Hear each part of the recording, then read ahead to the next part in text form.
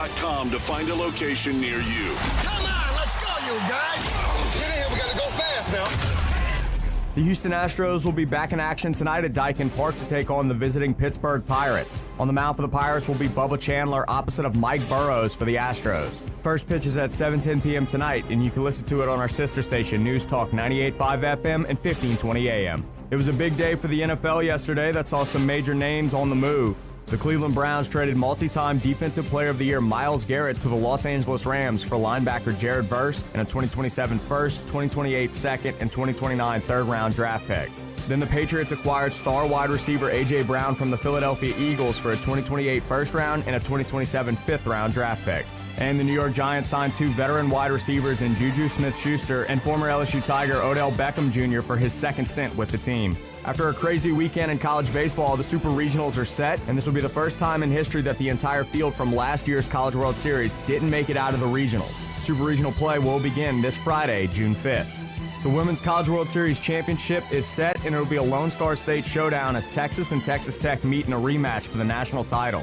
The Longhorns advanced by knocking off Tennessee in back-to-back games, while the Red Raiders earned their spot with consecutive wins over Alabama yesterday. Now the Longhorns and the Red Raiders will face off in Oklahoma City with Game 1 of the championship series set for Wednesday night at 7 p.m.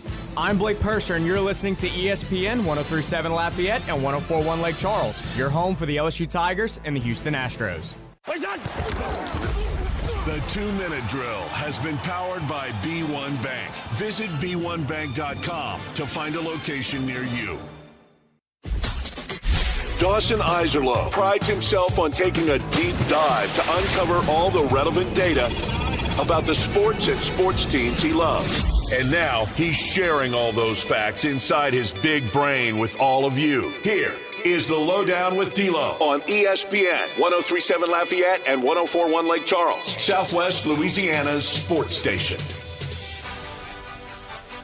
It is the LohDown, and it is Tuesday, June the 2nd already. Can you believe we are in the month of June? ESPN 103.7 in Lafayette, 104.1 in Lake Charles, anywhere you are with the ESPN Southwest Louisiana mobile app, and of course now coming at you live on YouTube as well. All you got to do is log on to YouTube, the ESPN_SWLA channel. You will find us right there. Once you click on the profile, it'll take you right to our live stream. We are on video and audio every day. All four of our local shows, by the way, from the Jordy Holtberg show in the morning all the way through my show here in the afternoon.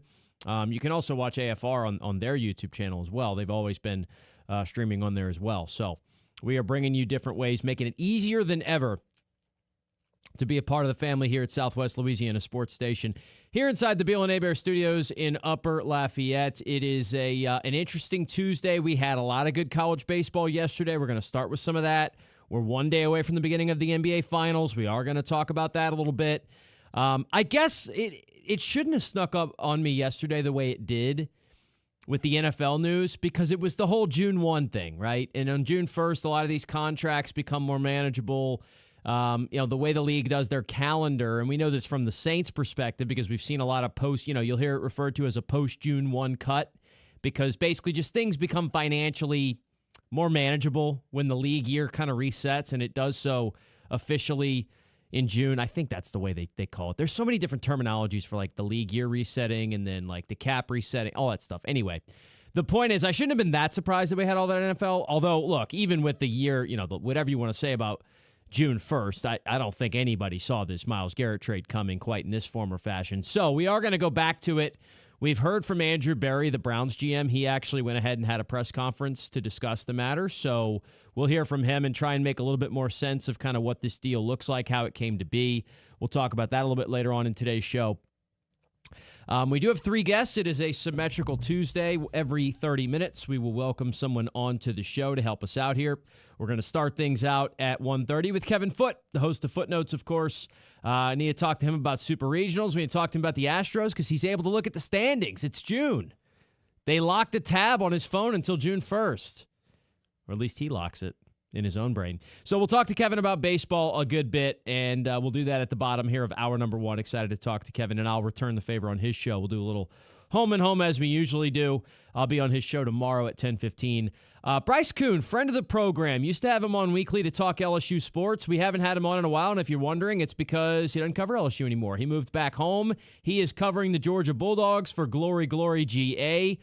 He's doing some really, really good stuff over there. So I was excited to talk to Bryce. First off, just haven't had a chance to talk to him in a long time, so want to have him back on the show. And there's some relevant stuff going on. Mississippi State, who just won the regional that UL was a part of, is playing Georgia on the road in the Supers. So I want to talk to Bryce about this Georgia team. They're also the lowest seed left remaining in the tournament, or the highest seed, well, the best seed, right? The best seed left, number 3, because 1 and 2 are both out. So Georgia's got national championship type aspirations this year. They already had them. Now they're even amplified. We're going to talk to Bryce about that. We'll maybe get into him a little bit about Georgia football, even like looking at the off season, how it's gone over there. But Bryce is doing some great work with them. Obviously, doesn't make sense for us to have him on each and every week to talk Georgia sports, but here and there we'll pick our spots, and I thought today was a good day to welcome him back on. So Bryce will join us at the top of hour number 2, and then our friend NBA insider Ali Cassell will join us at the bottom of the second hour to talk Western Conference Finals wrapping up, the Spurs somehow pulling this off, and get an early look at the NBA Finals, which, as we mentioned a couple of times already, begin tomorrow night. The New York Knicks and the San Antonio Spurs, they'll start game 1 in San Antonio. That should be a whole lot of fun. So we'll welcome our friend Ali Cassell back on the show at 2:30. So Kevin Foote at 1:30, Bryce Kuhn 2 o'clock, Ali Cassell 2:30. Other than that, the ESPN hotline is 706-0111. And we are coming at you live from the Beal and Hebert studios in Upper Lafayette. So with all that being said, we had one last chance to really fully enjoy squeeze play, although I do think they're going to do it again for the Supers. But yesterday, a lot of good college baseball going on and some fun results. Let's start by getting locked in.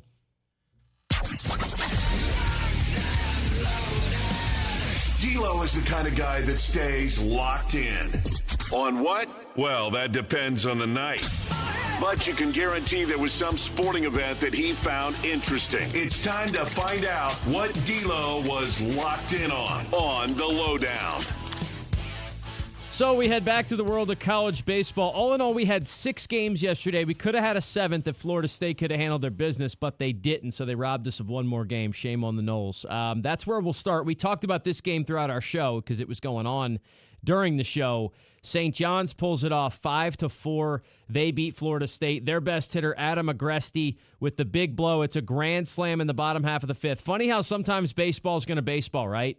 Florida State out-hit St. John's 9-3. They really outplayed them in a lot of facets of this game. But you know what St. John's did? They got the big hit in the big spot. Bases loaded, your best hitter's up, and he does what he needs to do. He hits a grand slam out of the ballpark. You get 4 runs on 1 swing. St. John's scored 5 runs on 3 hits. FSU gave them their last run with some mismanaged pitching stuff, a little wild pitch action that allowed a run to score. So that meant Florida State's 2-run homer from Cal Fisher in the 9th didn't tie the game, yet it just cut the deficit to 1.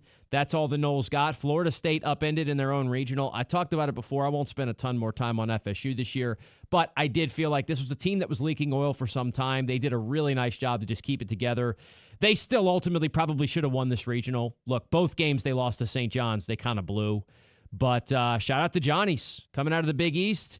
The Big East has had some baseball teams make some noise. UConn's been a team that's been flirting with Omaha for a while. As a matter of fact, FSU's had a bunch of run-ins with Big East teams because they beat UConn to go to Omaha a couple years ago. But St. John's gets it done. Basketball school that's got a baseball team that's pretty good too this year. They're headed to Super Regionals. If there was one game, well, okay, that's not true. If there were 2 games yesterday that I felt extremely confident about, it was Georgia Tech over Oklahoma and Auburn over Milwaukee. I just thought those 2 teams, now, obviously, Oklahoma's a much better opponent than Milwaukee is on paper because we know Milwaukee was a miracle run. They had a losing record, all that stuff. But I just thought that Georgia Tech offense is way too powerful. They're just too strong of a team to have the journey end here. I thought Troy had a chance to be spicy against Florida. Wouldn't have picked them outright, but I wasn't super set on that one. West Virginia, Kentucky, I thought was a lot of a toss-up. USC A&M, I felt like that one could go either way. I really was overconfident that Georgia Tech was going to beat Oklahoma. And despite falling down early, Tech gets 2 in the 5th, 3 in the 6th. They go up 7-3, and I went, yeah, that's about how this game was supposed to go. Tech's going to go on to the Supers. This is a team that felt like a team of destiny in some ways. It's the best team Georgia Tech's had in however long. They're going to get it done. And then they didn't. Oklahoma tied it in the 7th. Correction, they cut into the lead in the 7th. They got 1 more in the 8th. Then they scored in the bottom of the ninth to force this thing to extras, and then Dayton Taki goes yard, walk-off homer.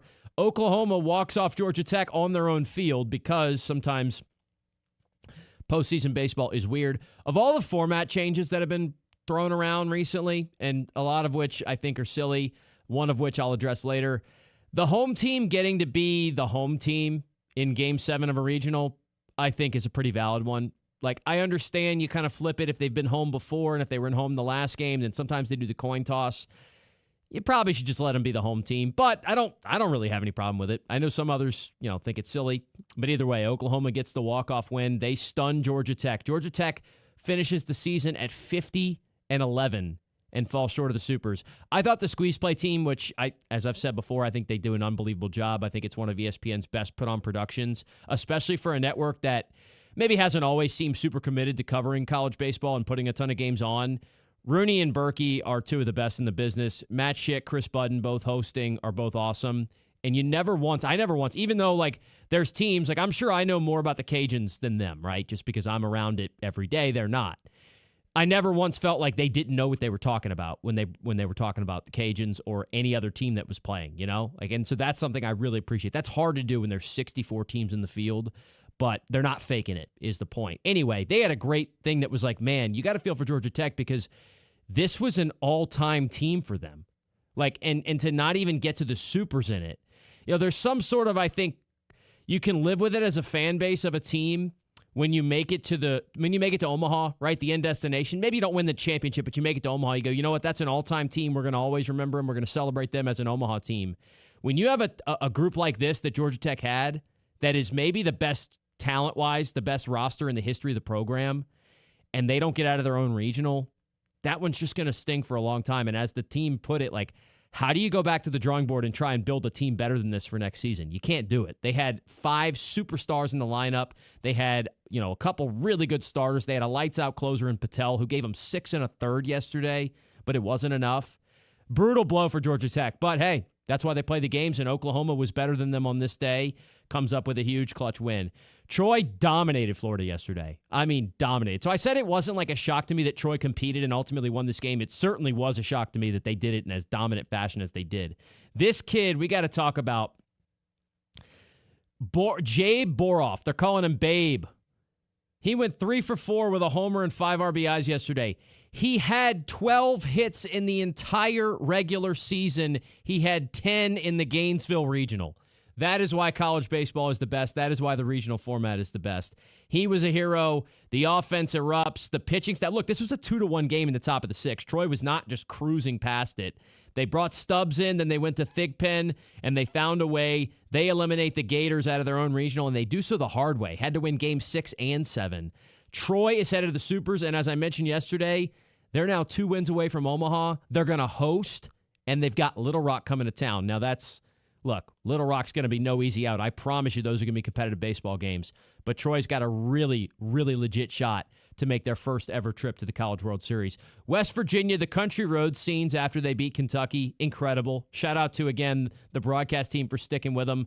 All the players arm in arm, singing country roads with the crowd. That was awesome. They battled and battled and battled. Kentucky got 4 in the 8th. West Virginia blew a 5-1 lead in the top of the 8th by giving up 4 runs to the Wildcats. To have the mental fortitude to feel this and fight back, ultimately win it in the bottom of the 10th on a walk-off single. Shout out to West Virginia. They've got a chance to book their first ticket to Omaha. They will be hosting the Super because number 1 seed UCLA is out. So think about that. When West Virginia saw this bracket come out, they said, my goodness, we're going to have to go through UCLA at their place. Now you get Cal Poly at your place. That's why they play the games. Auburn beats Milwaukee, probably the least dramatic and the most predictable result of yesterday. Auburn came out of the loser's bracket. Milwaukee got him, clipped him in the first game. Shout out to Milwaukee for winning the second game as well. But Auburn came back, and just that offense is nasty. Milwaukee hung around. They hit a 2-run shot in the top of the 4th. Hadley, the 6th. I love that. When you got a guy who's the 6th, that's a long lineage of Hadleys in that family. He ties it up, but then Auburn just kind of adds to the lead. The 6th inning, they opened it up with a 5 spot. They win at 8-3. Auburn is headed back to the Super Regionals. some comments from their head coach that really rubbed me the wrong way. We'll get to those a little bit later on in the show. And then lastly, USC over A&M. USC was a team that had a real gripe for a host spot. They had a great RPI. They had a great season. The quad one wins weren't there. The strength of schedule wasn't quite there. So I don't have a major gripe that the committee didn't give it to them, but they thought they should have been hosting, and they played like it. They beat A&M 7-1. Every team who forced a Game 7 won the Game 7 in these regional finals. How about that? You don't see that every day. They did it 7-1. Again, they kind of cruised. It is 1-0 Aggies in the top of the fifth, but once USC gets a couple runs on the board, they just kept coming. They got great pitching in the back end.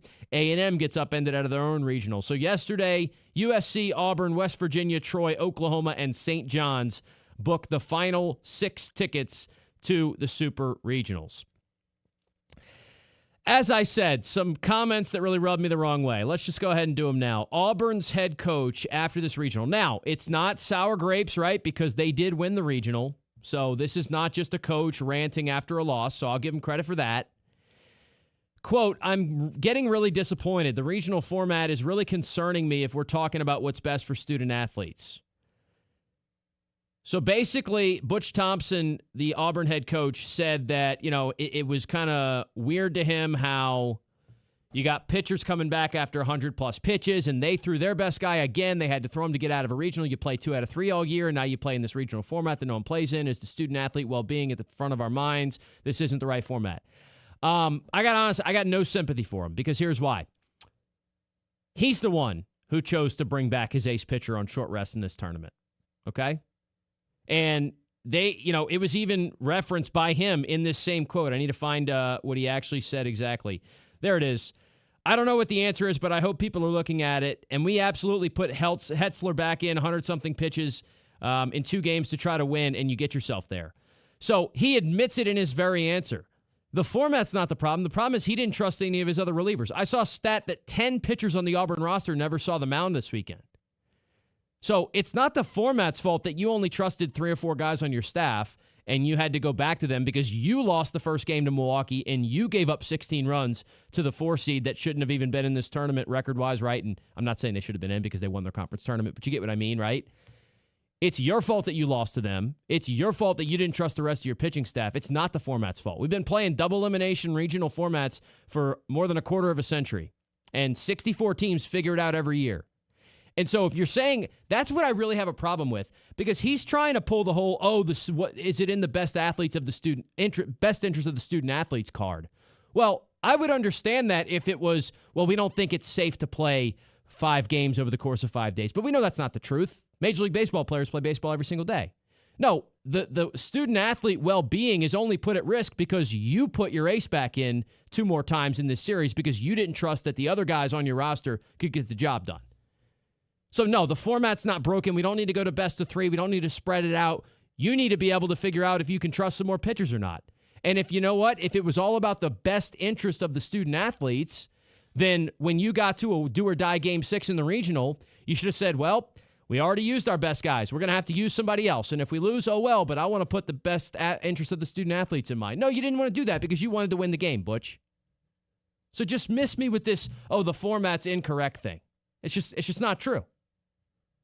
Rant over. All right, we'll take a timeout. We'll switch gears on the other side of the break. It's the LohDown, Tuesday edition of the show. This is the LohDown with D-Loh, live on ESPN 1037 Lafayette and 1041 Lake Charles, Southwest Louisiana's sports station. Delta Media Corp is hiring immediately for a media account executive, and this could be the career path you've been looking for. It's fast-paced here in radio, television, and digital media. We are local, so we're looking for somebody who's able to connect with the local businesses around us. It's perfect for someone who's looking for a career change, a fresh start, or a new challenge with unlimited earning potential. Sales experience is preferred, but it's not required. If you're the right candidate for the job, we'll teach, train, and support you. What matters most is confidence, communication skills, personality, and the ability to connect with people. You can send our general manager, John Cochran, an email at jcochran, JCOCHRAN, at deltamediacorp.com, and we'll get a start on your new career today. Delta Media Corp is an equal opportunity employer. Do you need more of the fellas here on Southwest Louisiana's sports station? Of course you do. So go make sure and subscribe to ESPN 1037 Lafayette and 1041 Lake Charles YouTube channel at ESPN_SWLA. Don't forget to turn that bell on so you get notifications for new episodes of Four Tire Change Podcast, where Dawson Iserloh talks all things NASCAR, or Cleats and Sneaks with James Mesh. Get yourself more of Southwest Louisiana's sports station at ESPN_SWLA on YouTube. You thinking trailers? Think Tibbs. Whether you tug it, tow it, or transport it, Tibbs Trailers is your headquarters for enclosed, flatbed, and hydraulic trailers. You won't find a better selection or a better price than right here. We've got the experts to repair or customize your trailer so it'll be ready for whatever you pull it through. Why would you go anywhere else when you can go to Tibbs Trailers? Now we're talking trailers. Between Scott and Doosan. Hi, I'm Nancy Landry. No matter what part of our great state you call home, Louisiana's elections are an important part of who we are. In 2026, closed party primaries will change how some of those elections happen, so you'll want to know what to do. Keeping your registration current ensures you'll get the right party-based ballot. Remember, this change only applies to certain offices. To learn more, visit govote.com or download the GoVote app. Paid for by the Louisiana Secretary of State's office. Oh, look who's here. Everybody Loves Raymond is on MeTV. Who told you that? Raymond! America's #1 classic TV network. Nothing even comes close. Enjoy 2 back-to-back episodes every weeknight. We're doing it twice. Watch Everybody Loves Raymond. Yeah, it's all about you, Raymond. Weeknights starting at 8 on MeTV. Watch MeTV Acadiana on KLWB, over the air on channel 50.1. Check your local cable listings for the channel in your area. What is dementia? Is it the same as Alzheimer's? What is vascular dementia, Lewy body, FTD, TBI, and CTE? If someone has memory loss, does that mean they have dementia? Millions of Americans ask these questions every day. I did too, and I learned. My wife Ginny developed dementia. I didn't know what to do or what was coming next. I'm Kevin Jameson, volunteer and president of the Dementia Society of America. I'm excited to offer you a free guide to understanding dementia. It's filled with facts about dementia, care planning, how doctors can help, and ways to keep your brain as healthy as possible. The Dementia Society of America is a national nonprofit, and we're ready to answer your questions. You want to live life to the fullest. I know that. Ginny did too, and I'm confident that we can help. Get your copy of the guide. Go to 1-800-DEMENTIA.org or call 1-800-DEMENTIA. Thank you.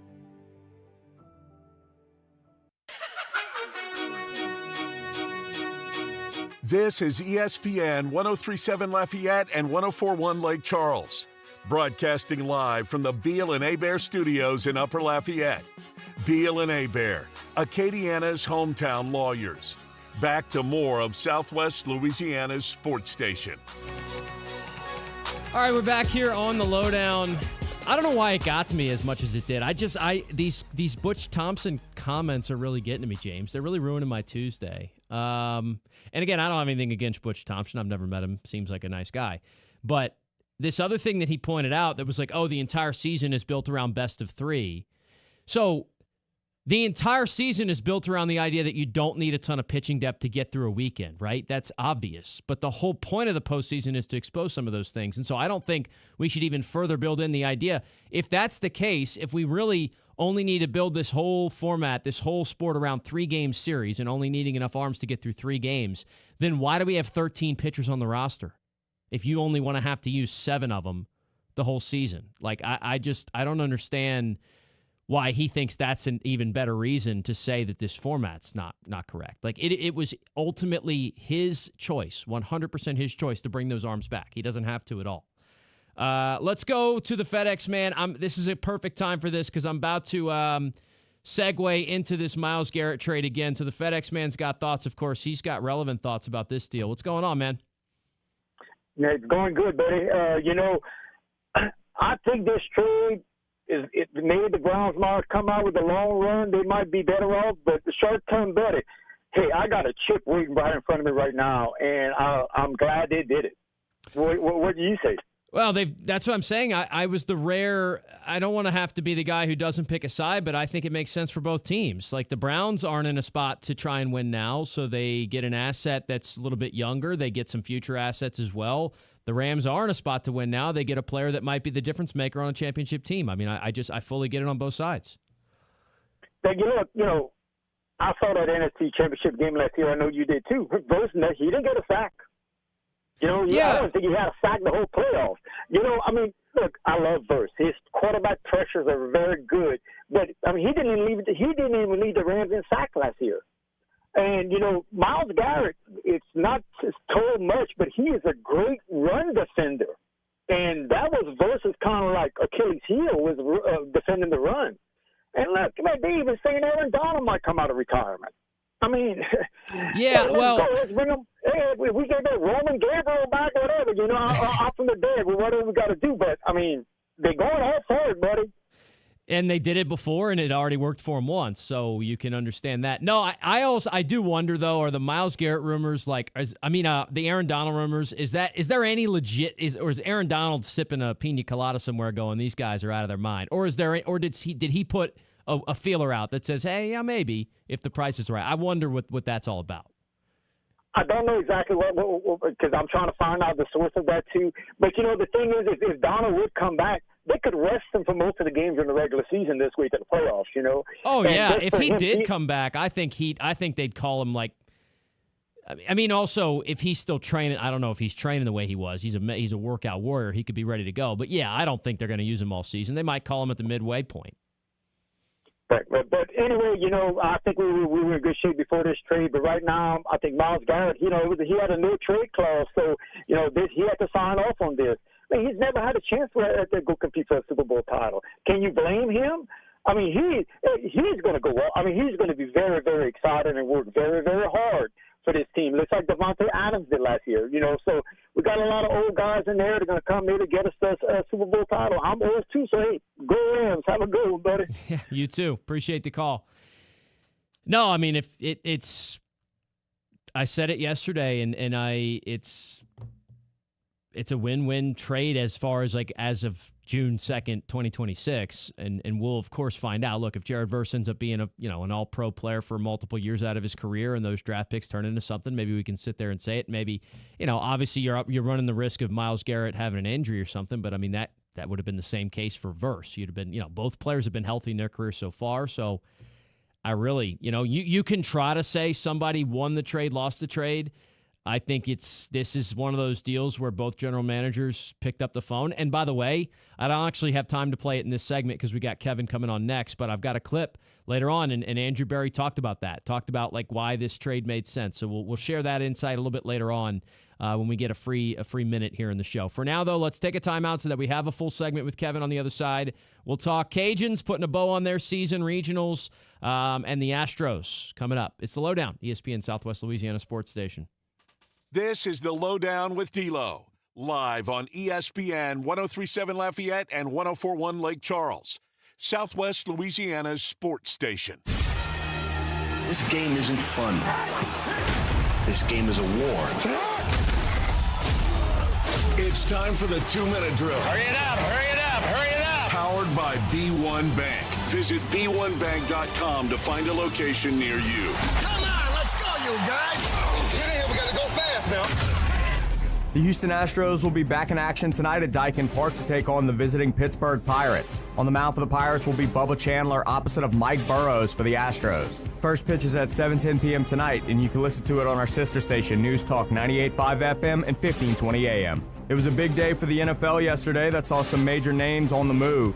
The Cleveland Browns traded multi-time Defensive Player of the Year Myles Garrett to the Los Angeles Rams for linebacker Jared Verse and a 2027 first, 2028 second, and 2029 third-round draft pick.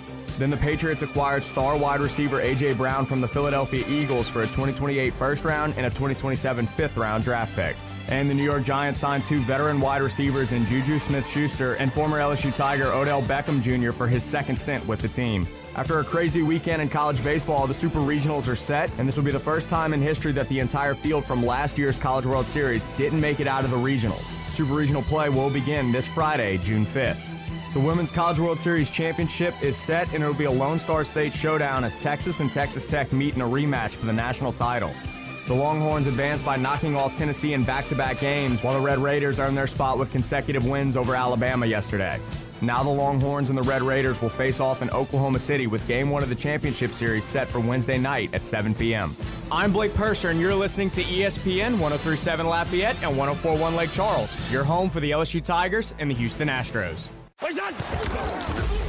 The 2-minute drill has been powered by B1 Bank. Visit b1bank.com to find a location near you. ESPN 103.7 Lafayette and 104.1 Lake Charles is the proud winner of 4 2026 LAB Prestige Awards, including Best Use of Digital Media, Foot's Friday Fury, Best Live On-Site Remote for our Super Bowl Radio Row coverage, Best Promotion for our No Shave November initiative, and Radio Young Professional of the Year for Dawson Iserloh. We're proud of being Southwest Louisiana's sports station and are humbled to be recognized by the Louisiana Association of Broadcasters. Everybody's talking about the big, beautiful bill, and it's game-changing for taxpayers. Hi, this is Kerry Bryson with the Bryson Law Firm. We've read the bill, and if you've been putting off a tax problem, it's time to call the Bryson Law Firm and get it resolved. This new legislation could give you a chance to get things straight with the IRS. Whether it's getting caught up on unfiled returns or negotiating IRS debts, there are a lot of new deductions and opportunities in the big, beautiful bill, and the Bryson Law Firm knows how to use them strategically. We've been staying on top of the tax changes in the big, beautiful bill, and we're ready to help our clients take full advantage. So if you owe back taxes or haven't filed returns in years, it's time to call the Bryson Law Firm and finally resolve your tax issues. Remember, if you have tax problems, you have legal problems. Call the Bryson Law Firm. Our headquarters are in Lafayette, and we have offices statewide. Or visit brysonlawfirm.com to schedule your free consultation with your local tax resolution law firm, the Bryson Law Firm. LSP filing number LA2519079.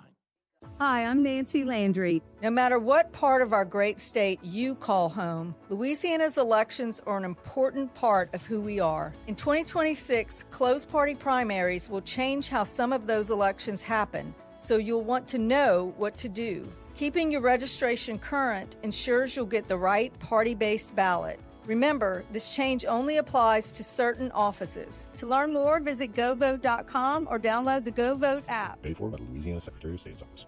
Every weeknight, MeTV has your laugh therapy. To chase away the blues or the olive drabs. With 2 hours of MASH at 5. This guy's ankle has tickled my funny bone. Followed by the Andy Griffith Show at 7. Doggone it, Otis. You're supposed to be hugging me when I'm arresting you.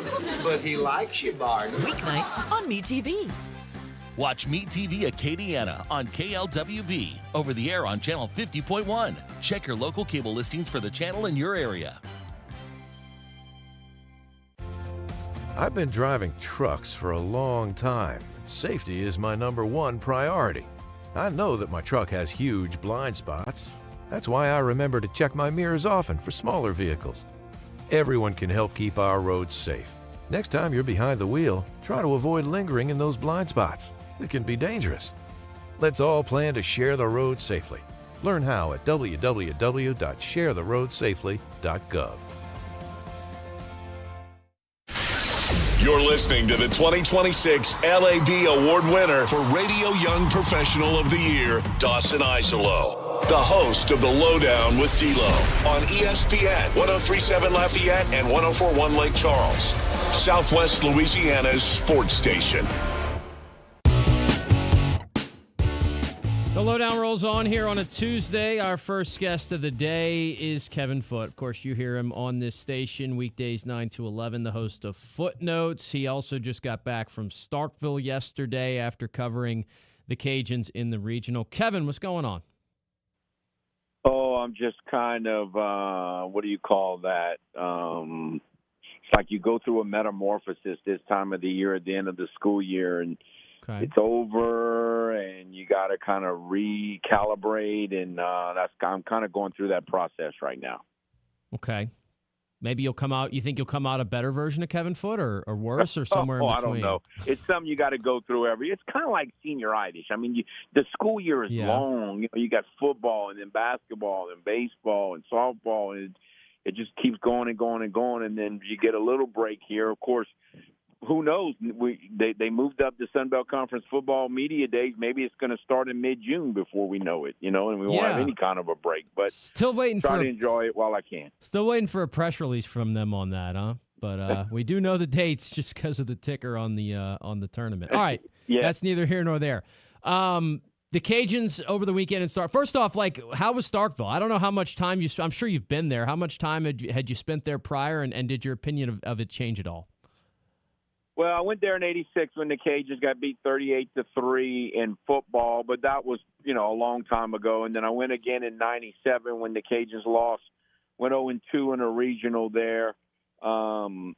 But I haven't been there since, so it's fair. I had very little to no memory of it. That was a long time ago, and I'm sure it's changed very much, and I've been told that it has. I had no issues with it at all. I had a little bit of parking issue. Me and parking, I have we've talked about that, I think, on the air. I hate, trying to pay for parking on the street and on your phone with these little black and white things. It just never works out well for me. So anyway, other than that, I had no issues. I enjoyed it. I wish, at times there was a 10-run rule in regional play, but, the last 2 innings were pretty painful. But other than that and my little parking thing, I had no problems. I enjoyed it. How unique was the ballpark compared to other college venues you've been in? I think the atmosphere is unique just because of the way they do things there. But, I think it's obviously a really nice park. I don't know about super unique. I just think it's just a little nicer than most of them. And they seem to have a little less, I don't know, it wasn't as vicious as I thought. And, I know I'm in the press box, but it was open. And I just didn't feel, I was expecting more of that, vicious attitude. Maybe they just were like, these are little minion teams that have no chance to beat us, so it's different when they play SEC schools. But it wasn't as vicious as I expected it to be. Well, and from a lot of the people that made the trip, I kind of got the same mentality. And as I pointed out, look, if the Cajuns win Game 6, force Game 7, then some of that hospitality might have changed. Yeah, it could have happened, yes. But regardless, all right, this team was really unique. This Cajuns group, it was a roller coaster ride. It's all these young kids. To get to this point, right? There's some years where you go through it, Kevin, and we've talked about this before, and even some of the other Cajuns teams, because some of the other Cajuns teams had legit potential big leaguers in the middle of the lineup and had a couple big arms. This team, I kind of feel like they squeezed all the juice out of the orange. It was actually I didn't walk away from this regional and maybe, look, yeah, the final score was what it was, but it wasn't like, man, if you just had this or that. Now, if you want to talk about Chase Morgan not pitching all year, certainly that may have changed, but you might not have been in Starkville if he was there all year. So who knows what that does. It was kind of I felt like the season appropriately ended. This team got almost everything out of the season that they could have. They got as far as this team could go, no question. I agree. Now, again, like you say, if you were in a different regional and the matchups were different, and but you can only go so far down that road. So I think essentially this team got out of it what it needed to. Again, the most important thing about this was, and I've talked about it for since the last season. Most people don't realize history, and I've tried to remind myself and everyone that will listen. Last season was not unusual. Every year every stretch for the last 40 years, this program has 3 or 4 good years, then they have a down year for a year or two. Then they come back with 3 or 4 more good years, then they have a down year. The scary part was last year's down year just one of those cyclical down years, or was it, everything's different now with this recruiting with a suitcase stuff that we can't really do too well, and so now is the new way of college recruiting just going to leave UL behind? And I think this year proved that they can still win. They can still compete in the conference. They can still compete in regionals. And obviously you got to get a little deeper in pitching, no question. And I'm sure they're going to try their best to do that. But I think some of the fears, that long-term fears from last June, were answered with this season. And that was the most important thing.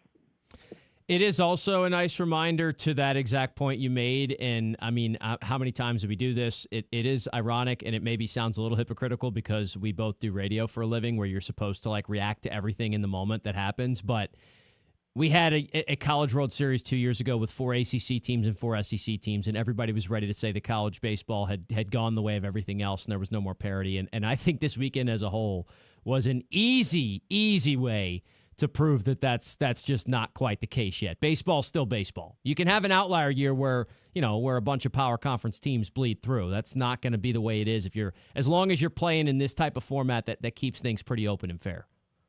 I agree. It's also the reason why I don't want to sour cap in Major League Baseball, because I think you're admitting that the sport is as inherently inferior as a setup as basketball and football, and I refuse to admit that. So as much as I hate the punks, I cannot go for that. So I agree. Did you see the Auburn coach's comments last night? I did not. Well, I talked about it earlier. I don't want to get myself all riled up again. But essentially, look, they did win the regional, so this isn't quite just a coach with sour grapes on it. But he, basically said that the regional format doesn't, it's not good because they play 3-game series all year. And then teams have to, feel pressured to use their best pitchers multiple times after throwing 100 pitches. And he did it. And I was like, that's just literally, that was your choice. And he brought in what I hate. I think it's a cop-out. He brought in student-athlete well-being. We're putting these guys at harm. No, you put them at harm because you wanted to bring back your ace because you didn't trust the 10 guys on your roster that didn't throw an inning all weekend. It just rubbed me the wrong way more than anything I've seen a coach say in a long time. No, I'm with you there. I agree. Like, you have a choice to use other arms, and if you don't think they give you as good a chance to win, well, sorry. Then you should have recruited better pitchers, I guess. Like the old adage of what coaches say when they're better than the other team. Yeah. So don't you still think the regional format is just about as perfect as it could be? In fact, it's funny you say that because, I was talking with someone earlier today about how, I think the Sun Belt should probably seriously consider going to a single elimination format if it's going to continue. Like, if you're going to continue to have a chance, like you feel like the conference is really good in baseball, which it is, and you want to, you're putting yourself at a disadvantage having a double elimination tournament. So they need to consider that. But the back half of that conversation was, but the regional setup is fine. It needs to be left alone, and I agree with you. Yeah, well, and look, we'll have plenty of time to talk about that. I actually think this year was so unique because you can argue, and I think it's really true, the only reason they got 5 in is because of the double elimination format, but every result went their way. All their bubble teams made it to the finals of, or the final 4, so to speak, of the tournament, and they all stacked up quality wins against each other. And so really, I think the only reason they got 5 is because they all got a bunch of good wins in the tournament. Right. And okay, so the deal is, though, it's a tricky deal. It is. I agree with you. But then I think you hurt your chances of being successful at the next level. So it's just like, do you want more teams in and take your chance, or do you want to have a better chance of your teams advancing once they get there? That's a tricky deal. There was a time I would have probably fought harder for it. I would not be heartbroken if they did go to single. I think, and most of the bigger conferences have already done it. I think it makes a lot of sense. So I'm with you on that. Okay. Kevin Foote is our guest, the host of Footnotes, of course, joining us here on a Tuesday, kind of recapping the season that was. Look, we'll have more time to talk about some of the portal stuff, and let's wait and see who goes in it and, what all that stuff looks like as far as the Cajuns are concerned. I'm just excited because what was it like for you to open up the Major League Baseball standings for the first time yesterday, and how did you react to it? It was, some of the things I kind of knew, but, the thing when you really look at it for the first time that so many people forget, and look, I know college baseball and Major League Baseball is totally different, but I got reminded when you look at all the teams, like who thought Kentucky was very good all year? Who thought Oklahoma was very good all year? And I don't know that they were very good all year, but Oklahoma, even though no one considered them as one of the best 6 or 8 teams in the SEC, they're still playing. And so look at Major League Baseball. You have you say, well, the Mets are just horrible. And then I look at the standings yesterday, and they're like 5.5 games out of a playoff spot. I'm like, we got 4 months left. 5.5 games is nothing. And, the Astros and, being a joke and talking about how bad the American League West is all year long. I look at the standings yesterday for the first time, and the second place team and the third place team are a half a game out of a playoff spot. I'm back in the Division B, and so I just think it's so early. And when you look at it and you look at those numbers instead of all the negativity, there's very few teams that are out of it right now. Is the point of all that? Very few. Have you felt a shift with this Astros club in the last, since they've started playing better, or you still think it's just, what do you I mean, Imai had to be encouraging to get another decent outing in. Well, I thought Sunday's game had to be one of the more encouraging 2-0 losses ever. I was with you. After that game, well, first of all, you know me. The first thing I said, I just don't get swept. I know the Brewers have been playing really well. The Astros have kind of picked it up, and they should have won Friday. They gave the game away, and then they crushed them on Saturday. So I'm thinking, you know what? They just played a really good team that's been playing really well. And if they minus one or two stupid things that they did on Friday to give the game away, they would have won the series. And so, and then they faced the hottest pitcher in baseball, who's got an ERA of 0.23 in the month of May. And Imai basically went toe-to-toe with him. The only 2 runs they scored, it was 2 outs, nobody on base. He walks a batter. Then he goes 3-2, foul ball, left-handed hitter hits a 2-run homer into the Crawford boxes, and you lose 2-0. I mean, it should have really been nothing if with any breaks at all going to the 10th. So, no, I'm very encouraging. And the most encouraging thing about it, have you thought about what this bullpen could potentially look like a month from now? Yeah, I mean, yes and no. So walk me through it. Obviously, Josh Hader's going to factor into that. So at the beginning of the year, they had a AAA pitching staff. They had a bunch of guys on opening day roster that were just you knew weren't going to be around for long because they weren't major league pitchers. So right now, Hader's coming back today, supposedly. I don't know if Abreu's going to be Abreu, but let's just say a month from now, Abreu becomes Abreu. Then you've got De Los Santos, who's pitched great. You've got King, who's pitched very well. Now you got this cat Santa Claus, who has been really good. Then people forget that Nate Pearson is pitching now, and I'm not saying he's great, but he's a major league pitcher, and he's throwing in the upper 9. He's hitting 100 every once in a while, and he's looked pretty good so far. Then you've got Blue Ball, who at times has been very good, can be long guy for you, can come in and get an inning. And if they get any kind of starting pitchers back, Tang, remember, who has pitched very well as a starter, was signed to be a relief pitcher. Now you got him. That's 6 quality bullpen arms. I'm all for it.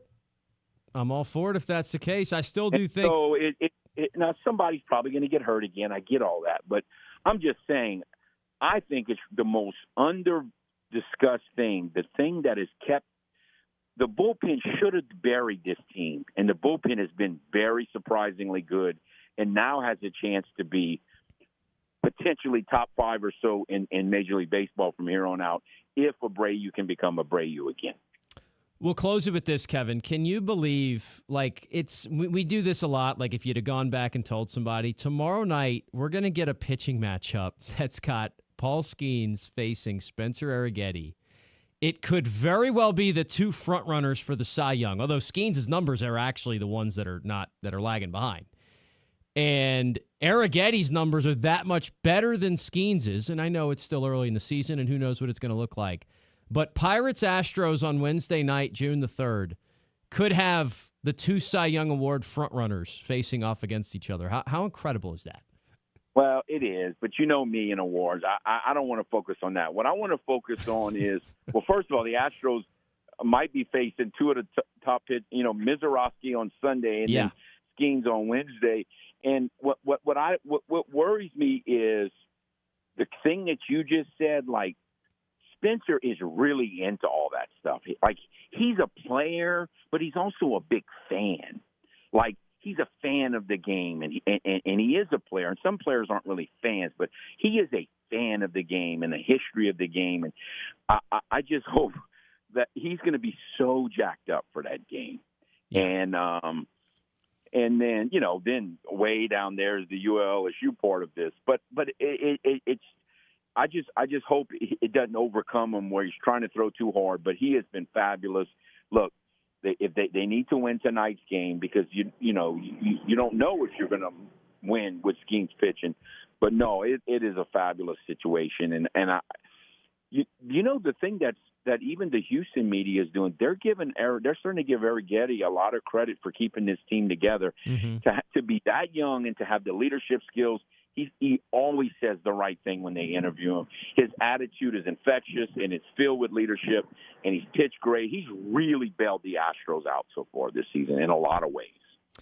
I'll also say this. I'm a little concerned with what's going on in Seattle. Have you seen – I mean, I know they've won 7 straight. 6 of those 7 games that they've won in a row, they've given up 2 runs or less, which that's their calling card. But, man, that's scary. Yeah, I mean, that's what they do.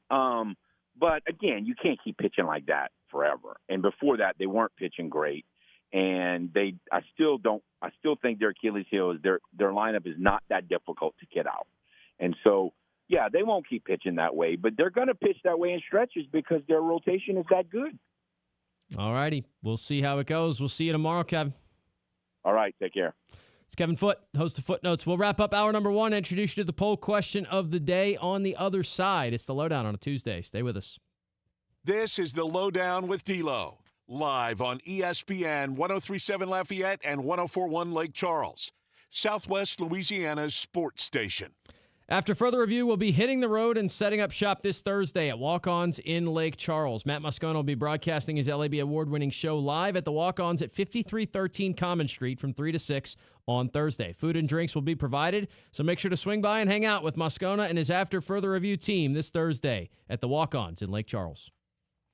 ESPN 103.7 Lafayette and 104.1 Lake Charles is your home for the Houston Astros. And the Astros stun the Mariners. Hunter Brown, Yordan Alvarez, and the rest of the Astros are looking to get back to the postseason. You can listen to every pitch, hit, and thrilling victory of the Houston Astros. Incredible! As Robert Ford and Steve Sparks will be on the call. Tune in this season for live Astros baseball on Southwest Louisiana's sports station. Did you know you can get great tasting Clear Springs artesian water delivered to your office or your doorstep at home? Clear Springs is 100% local with their own bottling facility at the world-famous Kentwood Aquifer, no chemicals added. Just pure Kentwood, Louisiana artesian water. Clear Springs Water offers delivery of 5 or 3 gallon water service with a hot and cold temperature water cooler or even single-serve bottles delivered to your home or office. Easy to reach, clearsprings.net, then contact us tab or 337-519-3563. Attention first responders, police officers, firefighters, military and former military personnel. If you have an acre or more of grass to cut, Skag Zero-Turn Mowers would like to thank you by offering you a special discount with their Simply the Brave First Responders program. Save big money on the industry's top-rated zero-turn mower at Nolan's Lawnmower in Carencro. Nolan's can offer well-qualified buyers 0% financing for 48 months. Come by Nolan's Lawnmower at 3547 Northwest Evangeline Thruway and check out the full line of Skag Zero-Turn Lawnmowers. Let's try something new, like not overloading your outlets. Up next, from Mr. Electric. You know that power strip and your extension cord? They are not a permanent lifestyle choice. You don't have to be afraid to get rid of them if they're damaged. And keep water far away from electricity. And if something sparks, buzzes, or smells like regret, call a professional. Because saving a few bucks is not worth turning your living room into a campfire. Home electrical safety. It's not shocking, unless you ignore it. If you would like to learn more, visit MrElectric.com. You're looking for not only a good electrician, but one you can trust. Here's Sean Doré with Mr. Electric. Yeah, I love what I do. I love serving our community. It's a pleasure, it really is. Our reviews speak for the passion that I have. You know, we want to do good business. We want to be someone that you can trust to come in to your home. Call Mr. Electric today or see us on Facebook. Acadiana area businesses. Is it time to make an impact? Time for more traffic, more engagement, time for more customers? Then it's time to make a splash with Bass. Bass is now offering digital marketing, indoor and outdoor digital signage, billboards, and video production to help you reach more customers and close more business. For over 30 years, Bass has helped our customers tell their story. Bass Companies. Remember, a business without a sign is a sign of no business. Advertise with Bass. Find us around Acadiana or at bassltd.com. You know the routine. Eat, sleep, sports talk, repeat. Well, up and at 'em. We're here. Here is more daily sports talk from ESPN 103.7 Lafayette and 104.1 Lake Charles. All right, closing out hour number 1 here. Appreciate Kevin for hopping on with us as he often does. We've got a poll question of the day, still focused in on the world of college baseball. It's been some fun stuff going on, as I mentioned, for me at least. Who was the biggest NCAA regional winner? 42% of you going with Cal Poly, 25% apiece going with Little Rock and Troy, 8% going with other. How about this? We get 4 teams in the Supers that have never been to Omaha, and it just so happens that all 4 of them are matched up against each other. So we are guaranteed to have 2 teams that have never been to the College World Series that will make it. That is the series between West Virginia and Cal Poly and the series between Little Rock and Troy. All 4 of those teams have never made it, so obviously 2 of them are going to win and make their first trip. The one team out of those 4 that is very different than the others is West Virginia. West Virginia's been knocking on the door of Omaha for a few years now. Remember, they played LSU in a Super a few years back. They played in a Super the year before that. And they're a national seed. They're the number 16 overall seed this year. So West Virginia has been much more likely, and it's not going to be a stunner if they find a way to get there. As for Cal Poly, Little Rock, and Troy, as I mentioned, I mean, the odds you would have gotten on Cal Poly to make Omaha at the beginning of this tournament, given that they had to go through UCLA potentially, and, you know, they were a conference tournament winner that nobody probably knew a lot about. Insanity. And then Little Rock and Troy, too. I mean, how about Chris Curry, friend of the show? I remember talking to him after that Baton Rouge Regional, and, you know, like you always think, hey, man, maybe they can use this as a stepping stone. But, like, we know it's hard to just come back and do, especially in baseball. Like, look at Murray State. Murray State went to Omaha last year. They didn't make the regionals this year. And, you know, I mean, that's a program that really and I know a little more about that because our friend Nico Yanko, who used to be with UL, is the AD over there. Like, and I talked to him about it. They poured some investment into that program to help it out, right? And they really were kind of buying in. And they still had a good season this year, but they didn't make it back to the regionals. So for Little Rock to do it again, win the conference tournament again, and then this time go out and win the Hattiesburg Regional. And by the way, kind of cruised. I mean, they had some close games, but they didn't even have to go to a regional game 7. I mean, they kind of cruised through it. They went 3-0. They never played a loser's bracket game. It's why the sport is the best. So I would say out of those, I think the biggest for me is still probably Little Rock, just because, like, as I said, to do it for a second straight year, to put LSU, to bring them to the wire. LSU gets through and ultimately goes on, wins the championship, and then you come back, you bring back not everybody. They lost a lot of the pitching staff, but they really did retain a lot of their key players. Angel Cano, the guy who didn't have great numbers, but just all of a sudden looked like Babe Ruth in Baton Rouge for a weekend. They brought him back. They brought back a couple other guys in the middle of the order, supplemented it, and here they are. I mean, they're 2 wins away, and they're going to play Troy, who, as we said, like, Troy's got their own great story about this, where they've been left out. They've been heartbroken so many times the last couple of years. So Skylar Meade, their head coach, goes, we're going to schedule a gauntlet. They play the number 1 non-conference strength of schedule in the entire country this year. They got beat up a lot. They fought to get back over 500. Just did enough. Got their hearts broken in Montgomery. Southern Miss walk-off grand slam. Fought back, won a couple games the next day, get the at-large bid. They go to Gainesville, losers bracket, lose their first game. They got to go through it the hard way.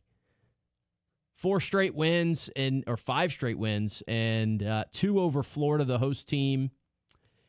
And now they're going to the Supers, and they're hosting them. It's incredible. All right, hour 2 coming up. Stay tuned.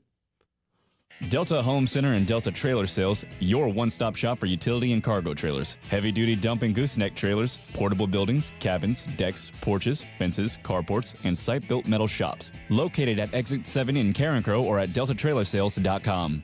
Looking for a spotless workplace? Variety Janitorial Services is your go-to. For office cleaning to stripping and floor waxing and carpet cleaning, your commercial space will look its best. Their reputation for perfection has grown throughout the entire Acadiana community. They deliver top-notch service with a commitment to excellence. Daily, weekly, or deep cleaning, trust the experts. Visit VarietyJan.com today or call 337-298-8704 for a free quote. Variety Janitorial Services. We clean, you shine. Before hitting the road, get hooked up at Match Trailers on Bertrand Drive. Everything you need from truck equipment, accessories, and trailer parts, Match Trailers has it. Match Trailers, 1849 Bertrand Drive in Lafayette, or give Matt a call at 235-7534. Hi, I'm Nancy Landry. No matter what part of our great state you call home, Louisiana's elections are an important part of who we are. In 2026, closed party primaries will change how some of those elections happen, so you'll want to know what to do. Keeping your registration current ensures you'll get the right party-based ballot. Remember, this change only applies to certain offices. To learn more, visit GoVote.com or download the GoVote app. Paid for by the Louisiana Secretary of State's office. MeTV is America's #1 classic entertainment television network. And here's one of the reasons everybody loves MeTV. Oh, it's a classic. The great comedy lineup on weeknights. This will be fun. Come on. With MASH. Loaded with snappy comebacks. The Andy Griffith Show. I was just funning with Barney. And Everybody Loves Raymond. Now we got a show. Watch Meet TV Acadiana on KLWB, over the air on Channel 50.1. Check your local cable listings for the channel in your area. Live from Upper Lafayette, this is ESPN 1037 KLWB Carencro Lafayette, KLCJ-FM Oak Grove Lake Charles 1041, a Delta Media station. I'm Christine Lisi. It was right to work for receiver A.J. Brown one day after he was traded from Philadelphia. He took part in OTAs for the first time as a member of the Patriots. Brown reunited with coach Mike Vrabel in New England, who he played for a couple of seasons in Tennessee. The offense of his former team, the Eagles, of course, will look much different without him, but not necessarily better, according to ESPN's Damian Woody. It's going to look a lot more of Jalen Hurts underneath center. It's going to have his back to the defense. It's going to play a lot more between the numbers. So a lot of the passing game with the Philadelphia Eagles where A.J. Brown was outside the numbers. That's what they were doing. And so now we got to think, okay, is Jalen Hurts going to be comfortable doing something that he really hasn't been doing throughout his whole career? And now you've taken away a 1A and alpha wide receiver in A.J. Brown. Browns GM Andrew Berry, in explaining the deal that sent defensive end Myles Garrett to the Rams, said he didn't seriously consider the trade with L.A. until 2024 Defensive Rookie of the Year Jared Verse was included in the offer. He called Verse a huge part of the return for Cleveland. Hurricanes and Golden Knights open up the Stanley Cup Final tonight. Coverage at 8 Eastern on ABC. Hey, it's Michelle Smallman, and coming up Wednesday, everyone will focus on Wemby versus Jalen Brunson, but I'll tell you why the NBA Finals will be defined by the role players. It's on Sportsmanlike, 6 a.m. Eastern, right here on ESPN Radio, ESPN2, and ESPNU.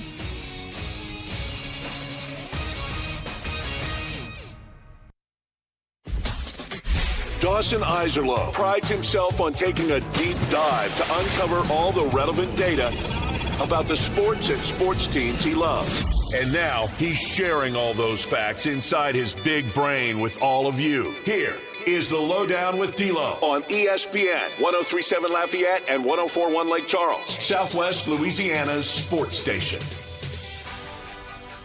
Hour number 2 of 2 here on the LohDown, ESPN Southwest Louisiana. We roll on. We are, of course, live on the ESPN Southwest Louisiana app and now live on YouTube as well. We've got a lot left to get to. Coming up in just about a half an hour, Ali Cassell, our NBA insider, will join us. We'll start to preview the NBA Finals, Knicks and Spurs tomorrow night in game number 1. Ali will catch us up on everything NBA related. For now, though, we're going to talk to an old friend, Bryce Kuhn, who used to join us weekly to talk LSU when he covered the Tigers. He now covers the Georgia Bulldogs with Glory over there. He's still part of the Crowded Booth podcast. So we'll definitely have him on, I imagine, during college football season. But, Bryce, it's been way too long, man. How you been? Man, you got me feeling nostalgic here, man. I missed the weekly conversations, but no, obviously fun time of the year, man. And like I was texting you, always glad to hop on and talk some ball. Tell me a little bit about this Glory thing that you've been running since you've been over there, and just kind of like it's kind of a new angle at a lot of the traditional ways to cover a program, right? And it's more from the inside. Just tell me about it. Yeah, so essentially you're seeing across schools, and LSU fans totally will understand this aspect as well as just fans across college football. But we're entering this era. What rev share is, but how do we build upon that, right? Like, how do we afford these rosters across all of athletics? And so one of the big things, and I would give credit because I think LSU's done a phenomenal job of this, is how do we create some of the brand identity and brand growth and tell the stories from within? So with Glory, we are essentially like that third party, but we're along with the media company where we're working with Georgia Athletics to tell some of those stories. So it's exclusive stuff that you're not going to see elsewhere, kind of a behind-the-scenes look at some of those. And, for LSU fans, it would be much like the LSU Gold, the LSU Plus version of what we're doing here. A couple other schools have kind of joined in the fray, and it's a way to kind of generate revenue beyond that through content, through experiences that you're not going to be able to get elsewhere. We'll bring you out to a practice. We're going to have exclusive tailgates, exclusive meet and greets, and those type of things. So, yeah, it's a different look for sure. But no, I've been in this position, the director of all the content, for the past 3 or 4 months, and it's been a lot of fun. But it's ramping up, obviously, towards what is a big part of the year as we get closer and closer to football season. No doubt. It's been fun to watch the content roll through as well, man. All right, you've also had a really fun baseball team to keep track of because they're legit national title contenders. They were so before the tournament started. Then the top 2 seeds go down. So just talk to me about what it's been like to be around this Georgia team and watch them compete this year. Yeah, I think that, there's a stark difference from this year's team and last year's team. And last year's team had a lot of talent. But I think one of the big things is they lived and they died by the home run ball. They were power all the time. And look, this group obviously can still hit the home run ball, leading the NCAA in home runs. But you start to look at some of those other analytics. You look at the spray charts of what they're doing. I had a conversation with some people on the LSU side that have been to Omaha about this, is you got to be able to spray the ball to all fields, especially when you get to Omaha, with how the wind, with how that ballpark plays. And that really fits what I think Georgia's offense has fine-tuned themselves as. Look, it's within the state of Georgia, which this Dawson had a heck of a year in regular season in college baseball. Mm-hmm. Georgia Tech, the number 2 seed, mid-major Mercer, one of the big snubs out of the NCAA tournament with 45-plus wins. So you look at the rosters, they have some homegrown talent, but they've hit the portal really hard, and Wes Johnson has found the combination that works 1 through 9 in that lineup. And then pitching-wise, they go out and they battled LSU specifically for Joey Volchko, their Friday night starter, and Wes Johnson and company won that battle. And he has been everything that you would want in a Friday night guy. We've seen the depth of the pitching staff take shape, I would say, over the past month and some change. When you get into those late season series, when you get to Hoover and they navigate their way and win the SEC tournament title as well. And then obviously, this past weekend against Liberty, which was a quality mid-major ball club, and they're able to kind of navigate and they're able to flex that pitching depth that LSU fans are familiar with from the national championship runs that the Tigers have had over the recent years. So it's just one of those things when you look across the board, it's well-rounded, and the hope inside that building and just talking with people is that you want to be playing your best ball now. They got a big series coming up here against Mississippi State. I'm sure we'll talk about. They've already played 4 times this year, so not too much to hide in terms of tricks up the sleeve with those 2 programs. But I think that they're hoping we're playing our best ball at the right time of the year. And you look across the bracket that could be, it's going to be littered with SEC teams. But Georgia's gone to some difficult places, and they've won some big games. No doubt, and it's been interesting too, Bryce, when you talk about what this offense has looked like for Georgia, and it's a program that's had a lot of really great offensive teams, but then you bring Wes Johnson in, who's a pitching coach by nature and has all these pitching backgrounds.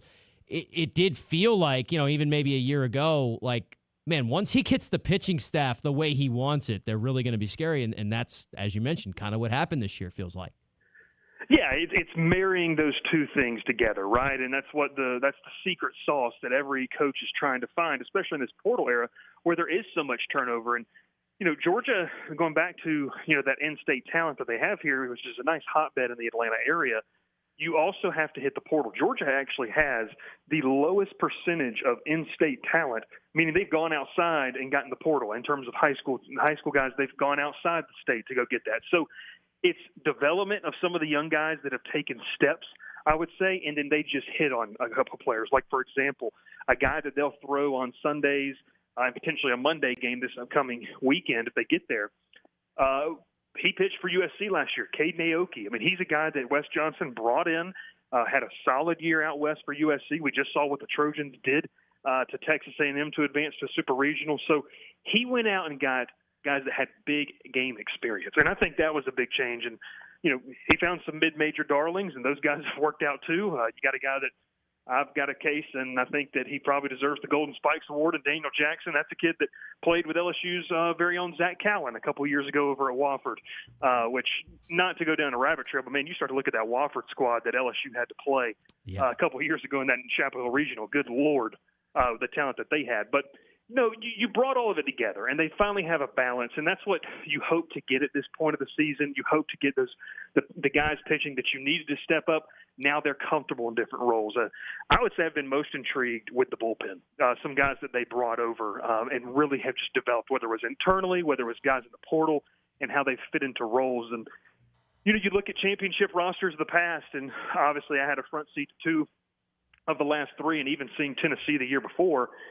You just remember guys that settled into roles as the games got and the lights got brighter. And that is something I think Georgia has going for them.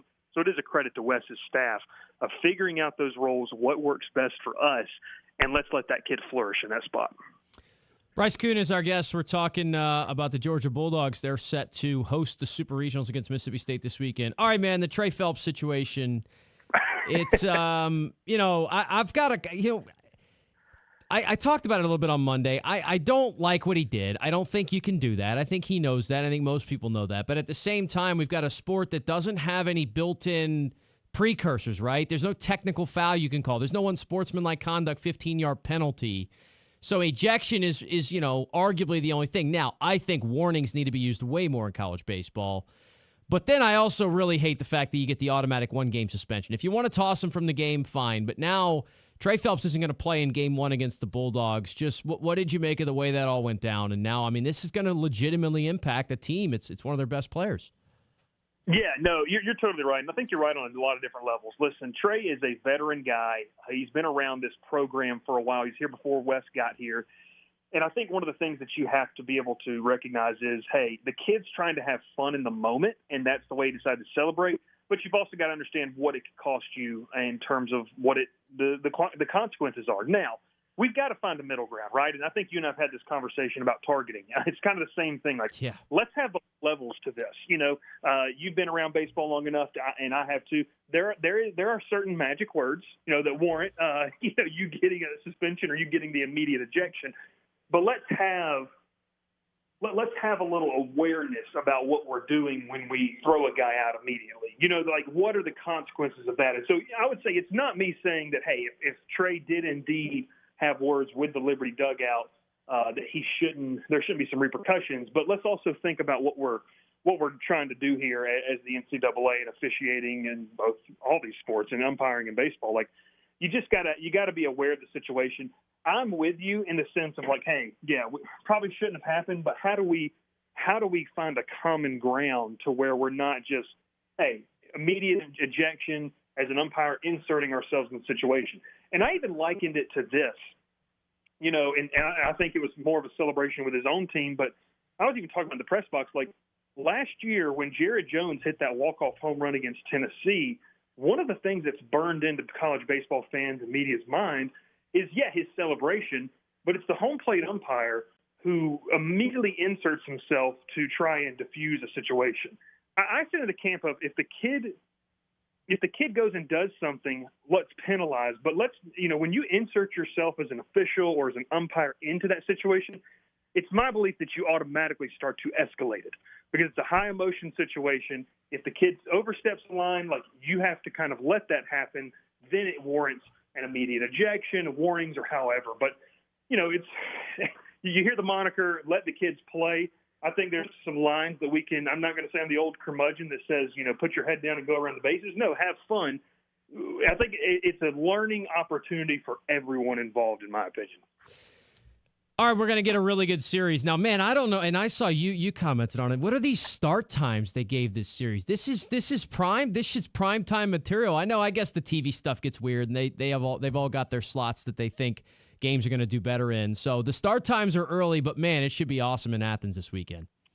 Yeah, no, it's going to be great. I think already sold out. The secondary market is something Georgia fans haven't seen in a long time. There's a lot of excitement, right? And that's what you want.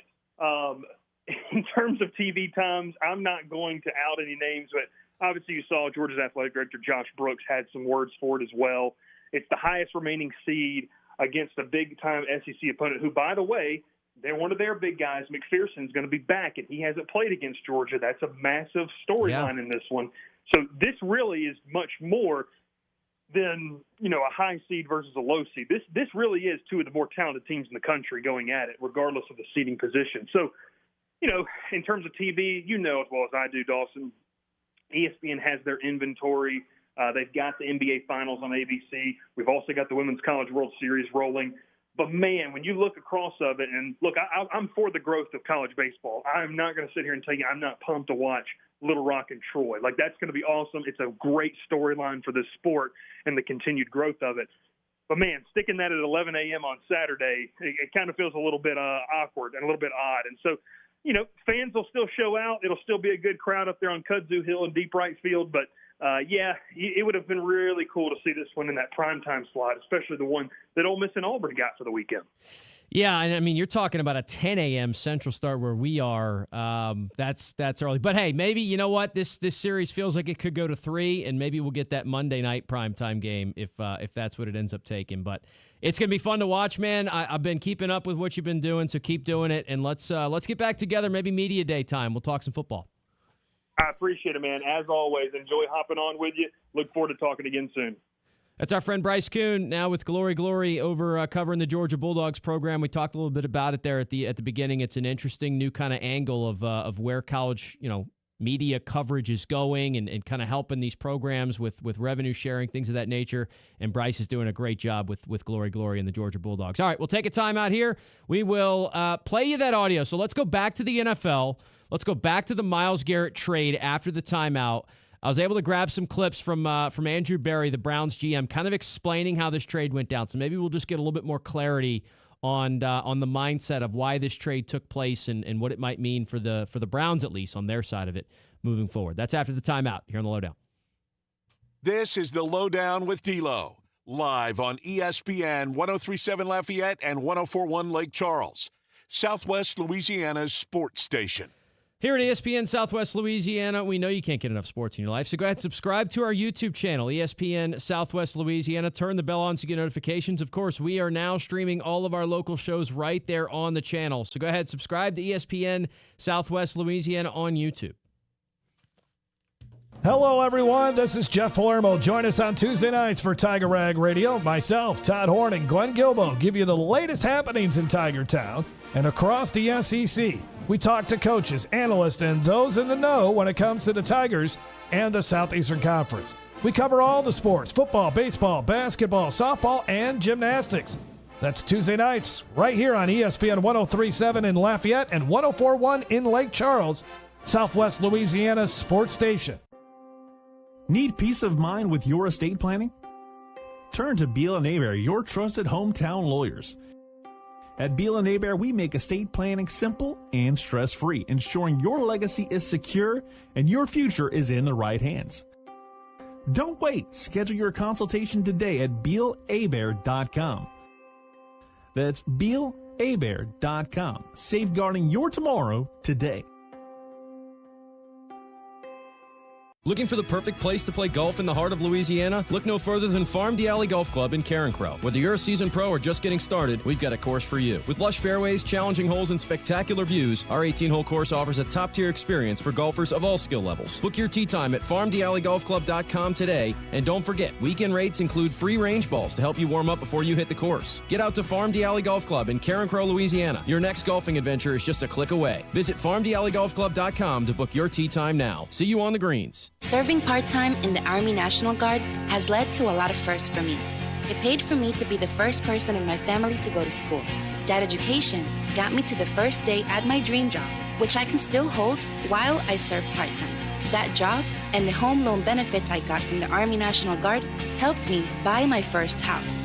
I also know that I will be one of the first to respond if my community ever needs me. Sponsored by the Louisiana Army National Guard. Aired by the Louisiana Association of Broadcasters and this station. Your Honor, I would like to introduce exhibit number 1. MeTV is America's #1 classic television network. There can only be one number 1, me. MeTV features over 60 of the greatest classic TV series each week. Go with the winner. Enjoy dramas, comedies, westerns, sci-fi, and more. You just watch me. Watch MeTV Acadiana on KLWB over the air on channel 50.1. Check your local cable listings for the channel in your area. MeTV is memorable entertainment television. Man, I loved playing high school sports growing up. And it's fun being a fan now, don't get me wrong, but sitting in the stands feels like I'm missing out on all the action, you know? I wanted to get back in the game, so I signed up to be a high school official. It takes me back to my playing days. I'm supporting students, and I get paid to make the big calls. Do you want to see the game up close? Sign up to become an official in Louisiana at highschoolofficials.com. Do yourself a favor and download the free ESPN Southwest Louisiana mobile app, powered by Moss Motors BMW for your Android or Apple devices.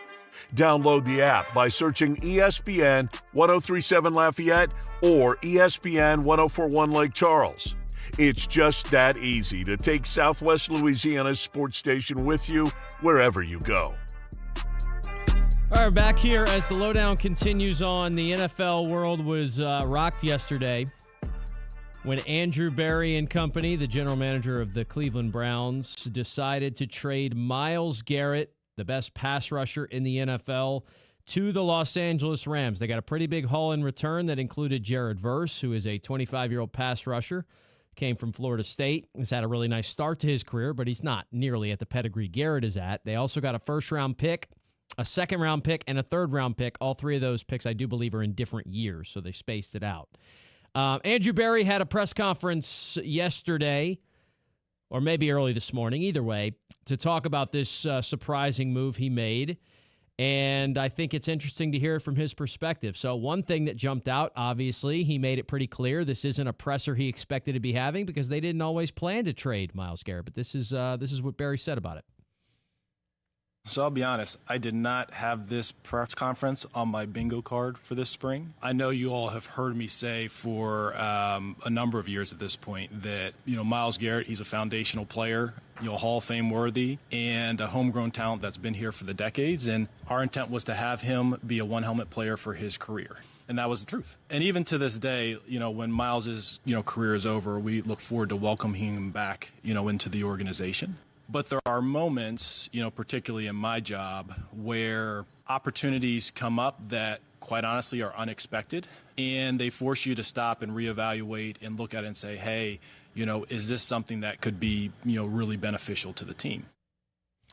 I mean, look, a lot of that is GM speak, but as I said before, I actually, this is one of those cases, sometimes when all these NFL deals happen, you start going, man, I wonder how it really went down. Is this who's involved here? Remember the Luka trade? Like, we're like, what is going on? Like, why would you do that? This one, I don't even think he's lying. I mean, it just makes sense that they didn't have plans to trade him, but then you get approached by this.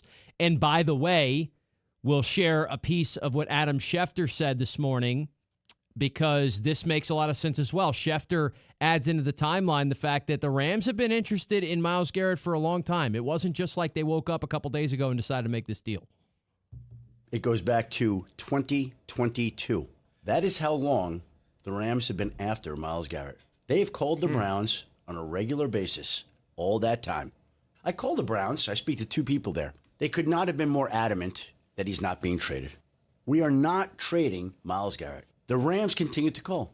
And as they kept calling and offering more and more picks, it wasn't going very far. But then they included Jared Verse. And when they included Jared Verse, that changed everything. Because the Browns loved Jared Verse. And they viewed Jared Verse as a replacement, a suitable replacement for Myles Garrett. That's when it kind of went next level. That's when it got interesting. And that's when the deal ultimately got done. And so that is one of those things where, like, when you first hear it and you go, hey, they're gushing about Verse here, the Browns are, well, yeah, of course. They just traded for him yesterday. They're not going to get up there and go, yeah, well, we got an okay player out of the deal. Like, yeah, of course they're going to say it. But hearing Schefter report on it makes more sense where, like, hey, supposedly the Browns weren't really super high. They're like, hey, I don't, a couple first-round picks, that's not going to do it for us. But then all of a sudden Jared Verse's name gets thrown in there, and they went, well, wait a minute. That changes the math a little bit. And I believe them. I believe that is part of the factor. And Andrew Berry went on to say, as you might expect, they think Verse is going to fit in just perfectly into what the Browns are trying to do defensively. He's obviously a huge part of this return for us. Jared is an outstanding football player, former Defensive Rookie of the Year, two-time original ballot Pro Bowler. He's a perfect DNA match for our attacking front. He's really a terror in both phases, both as a run defender and a pass rusher. We are really, really excited to add him to our team. He allows us to continue to play defense as a high level, which has been our standard over the past several seasons, and we're really excited to welcome him into the organization.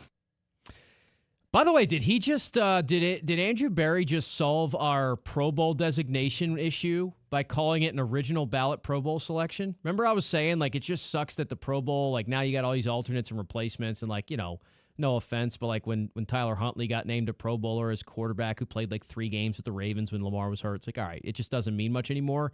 He threw that in there, original ballot Pro Bowler. Because remember, I was saying let's just stick with All Pro now. I no longer care if you've been named to the Pro Bowl.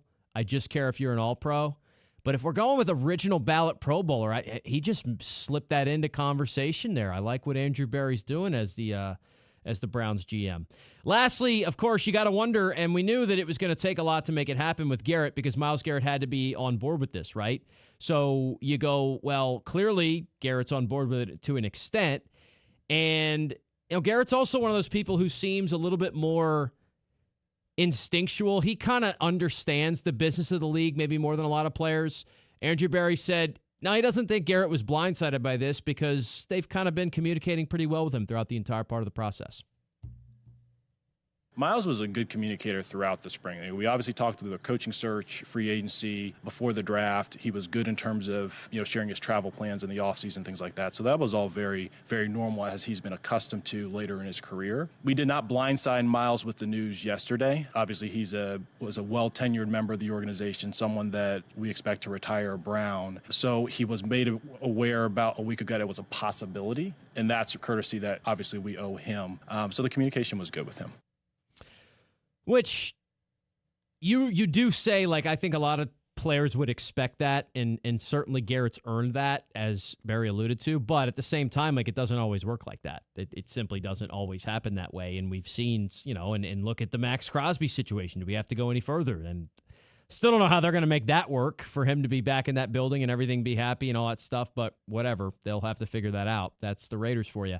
By the way, the other big news, and we got this later on, I didn't even touch on it yet, we finally got official word of the trade that we were kind of all expecting to happen, and that is that the Patriots have traded for A.J. Brown. So remember, a couple months ago, right in the midst of all the Rossini and Vrabel stuff, you started having these rumors about the A.J. Brown deal, feeling like it was basically done. It was kind of weird. I remember talking about that. Like, this is strange for this to be reported on as like kind of a done deal, but like, oh, by the way, it's not going to happen until June. And if stuff happens before then, it could clearly be changed, and this might not be the case anymore. Well, nothing changed, and it did happen. So A.J. Brown is going to be a New England Patriot. The Patriots are sending a pretty big haul here. They go with a 2028 first-round pick that's sent to Philly and a 2027 fifth-round pick. Remember, the reason they waited till June to do this is because it is a major cap charge that Philadelphia can now avoid because they'll split his signing bonus over the next 2 seasons, and that also has to do with the way I mentioned the league year and June 1. That is why some of these deals wait to happen until then. He is under contract through the 2029 season, by the way, so they don't even have to restructure. New England can take over the contract, and they'll be cool with it. As far as like how it fits in, I think it clearly makes some sense because, we talked about this New England team that was, let's remember, in the Super Bowl last year. The Diggs stuff wasn't working. They move on from Diggs. Who's going to be the number one? Now, we thought Kayshon Boutte's got a great opportunity to still step into a bigger role, but he needed some help, right? I don't think you wanted to enter this season, if you're New England, with Boutte being like your clear-cut, far and away number one option with nobody really, in a great spot to be the number 2 to him. Maybe you talk about a guy like Pop Douglas, and the tight ends are talented, but they did need a presence. But I will say, it'd be really tough for me to be an NFL GM, even though there was a long stretch in my life where I thought that might be what I wanted to do. Because like the deal with measuring how good a player is for you and if it's worth some of the stuff that comes with it off to the side would be so difficult. And I think it is difficult for these guys. And that's why you hear and I don't know AJ Brown. Maybe if I knew him personally, I'd feel less about it. But like, it just feels like at some point this is going to become a problem for our football team because it's been in Philly. Now, they won a Super Bowl with him. So clearly it wasn't like to the point where they couldn't still function without him. But that's got to be tough. Now, they had Diggs last year, so they're clearly used to dealing with it. And, hey, their head coach kind of was in the news in the offseason if you haven't heard about it. So New England's just going to have to figure this stuff out, and they're going to be no stranger to the storylines and no stranger to the cameras. But A.J. Brown, New England Patriot, the Eagles will kind of reset their deck a little bit here. We'll see what they decide to do at that position into the future. Obviously, still Devontae Smith on the other side. All right, we'll take a time out here. Ollie Cassell joined us. Let's switch gears and go NBA after the break. It's LohDown. This is the LohDown with D-Loh, live on ESPN 103.7 Lafayette and 104.1 Lake Charles, Southwest Louisiana's sports station. This game isn't fun. This game is a war. It's time for the 2-minute drill. Hurry it up, hurry it up, hurry it up. Powered by B1 Bank. Visit b1bank.com to find a location near you. Come on, let's go, you guys. Get in here, we gotta go fast now. The Houston Astros will be back in action tonight at Daikin Park to take on the visiting Pittsburgh Pirates. On the mound for the Pirates will be Bubba Chandler opposite of Mike Burrows for the Astros. First pitch is at 7:10 p.m. tonight, and you can listen to it on our sister station, News Talk 98.5 FM and 1520 AM. It was a big day for the NFL yesterday that saw some major names on the move. The Cleveland Browns traded multi-time Defensive Player of the Year Myles Garrett to the Los Angeles Rams for linebacker Jared Verse and a 2027 first, 2028 second, and 2029 third-round draft pick. Then the Patriots acquired star wide receiver A.J. Brown from the Philadelphia Eagles for a 2028 first-round and a 2027 fifth-round draft pick. And the New York Giants signed 2 veteran wide receivers in Juju Smith-Schuster and former LSU Tiger Odell Beckham Jr. for his second stint with the team. After a crazy weekend in college baseball, the Super Regionals are set, and this will be the first time in history that the entire field from last year's College World Series didn't make it out of the regionals. Super Regional play will begin this Friday, June 5th. The Women's College World Series Championship is set, and it will be a Lone Star State showdown as Texas and Texas Tech meet in a rematch for the national title. The Longhorns advanced by knocking off Tennessee in back-to-back games, while the Red Raiders earned their spot with consecutive wins over Alabama yesterday. Now the Longhorns and the Red Raiders will face off in Oklahoma City with Game 1 of the championship series set for Wednesday night at 7 p.m. I'm Blake Purser, and you're listening to ESPN 103.7 Lafayette and 104.1 Lake Charles, your home for the LSU Tigers and the Houston Astros. The 2-minute drill has been powered by B1 Bank. Visit b1bank.com to find a location near you. ESPN 103.7 Lafayette and 104.1 Lake Charles is the proud winner of 4 2026 LAB Prestige Awards, including Best Use of Digital Media, Foot's Friday Fury, Best Live On-Site Remote for our Super Bowl Radio Row coverage, Best Promotion for our No Shave November initiative, and Radio Young Professional of the Year for Dawson Iserloh. We're proud of being Southwest Louisiana's sports station and are humbled to be recognized by the Louisiana Association of Broadcasters.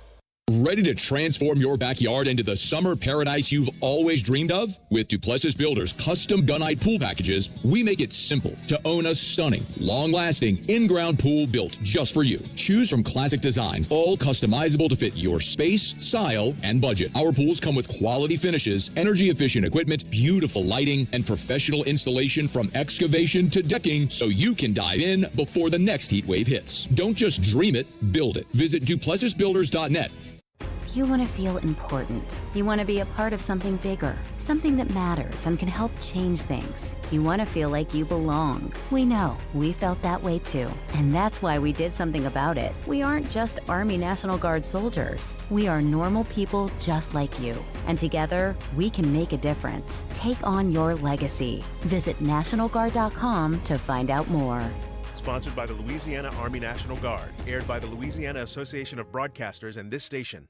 Oh, look who's here. Everybody Loves Raymond is on MeTV. Who told you that? Raymond! America's #1 classic TV network. Nothing even comes close. Enjoy 2 back-to-back episodes every weeknight. We're doing it twice. Watch Everybody Loves Raymond. Yeah, it's all about you, Raymond. Weeknights starting at 8 on MeTV.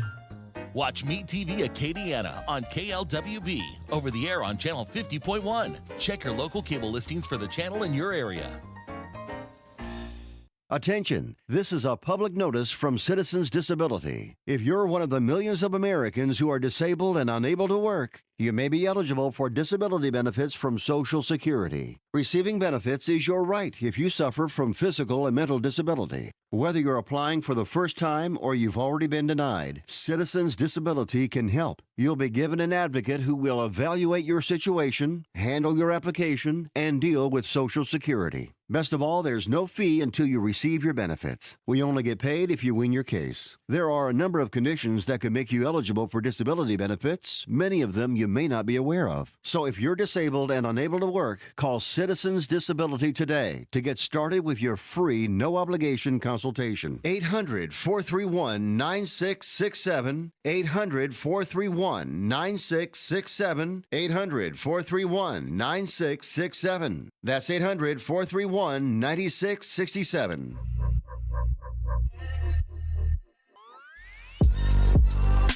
Back to the sports talk you not only want, but need. This is ESPN, 103.7 Lafayette and 104.1 Lake Charles, Southwest Louisiana's sports station.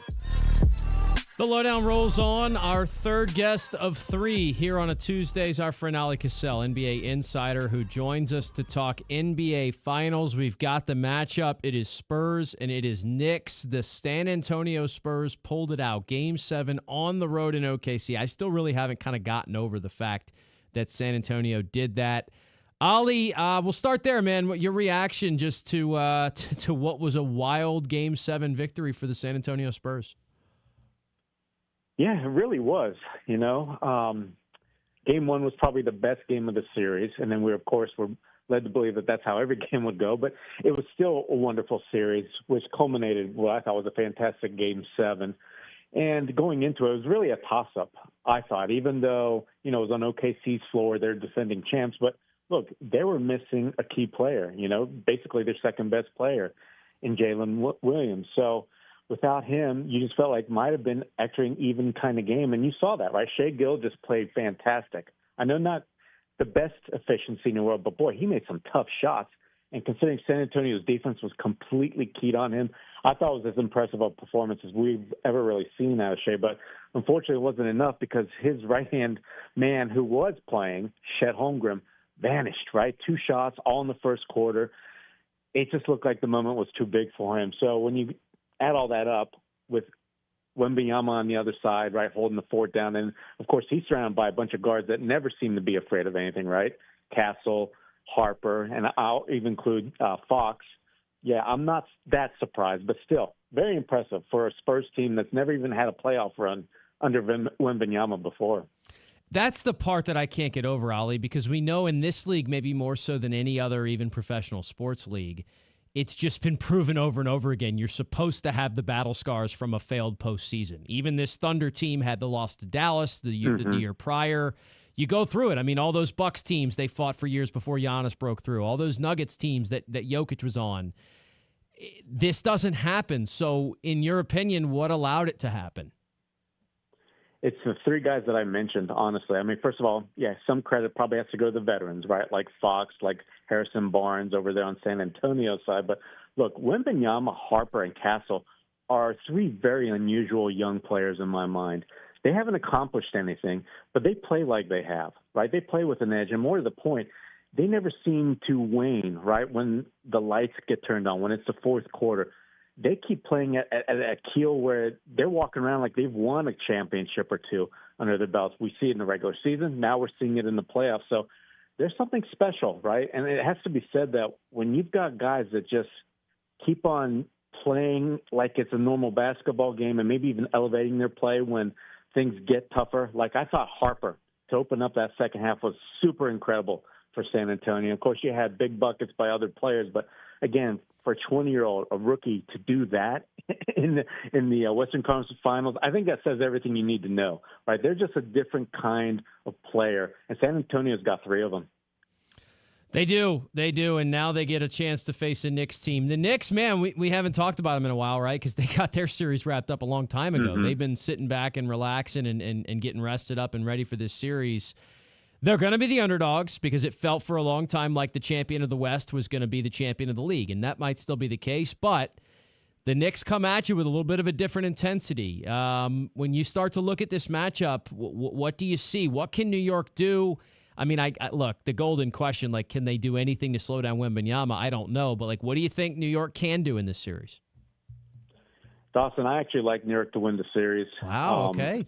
Yeah, I'm going to go against the grain because kind of the point you were just talking about, San Antonio surprisingly getting past OKC. Well, they did it against a team that was not at full strength, right? As to where I think the Knicks are playing their best ball they've ever played with this current roster.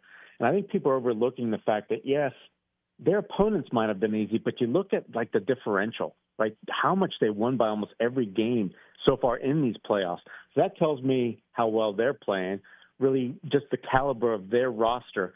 And when you've got a guy like Jalen Brunson, who I think is going to be the key to close out a lot of these games that you expect are going to go down to the finish, they've got the best closer standing on the floor. As to where with San Antonio, honestly, who would you point to, Dawson, that you're going to say, last 3 minutes, let me ride your back? Because, look at Game 7. Wembanyama certainly didn't lead the Spurs to win by saying, look, I'm going to score all these buckets. I think he only had one made bucket in that fourth quarter, a three-point shot. That's where with New York, they've got Brunson, and all the guys surrounding him, they play their roles to a T. And ever since they figured out Karl-Anthony Towns' role, where he's getting the touches but maybe not as many shots, now he's in a perfect role. Like I said, New York has never looked better to me.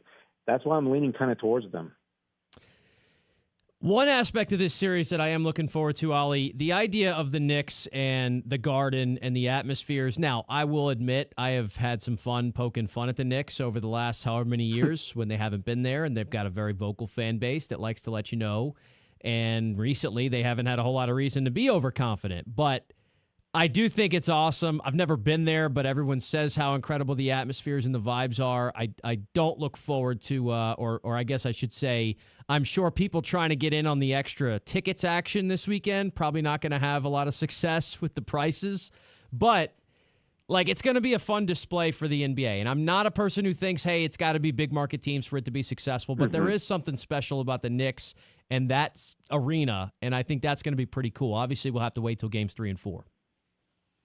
I'm hearing from people that live anywhere even close to New York how crazy that entire city has been ever since really people started believing that the Knicks could maybe get to the finals. Well, now they're here. I'm hearing it's been a party nonstop. And look, you can look anywhere. Like, for instance, the mayor read earlier that he signed off on this little fun bill where kids are allowed to stay up, right, basically past their bedtime. Yeah. So the entire city is going to enjoy this ride. I mean, when you haven't won a championship and you're one of the biggest cities in the world, 53 years, that's a long time. And you just mentioned it. There hasn't even been a lot of good years since that last win, right? Especially over, since Patrick Ewing, since those days, they haven't had much to enjoy. So, yeah, it's fun. You're right. That's the best way to put it. It's going to be real fun. And I'm telling you what, like I said, that team, they play so hard. I mean, think about the way Josh Hart plays, right? OG Anunoby. They've got Jose Alvarado. You know when that's spotlights on them and they're out there ready to make a play, they're going to make it. Those guys play so hard. That's why it's going to be fun to watch this New York team.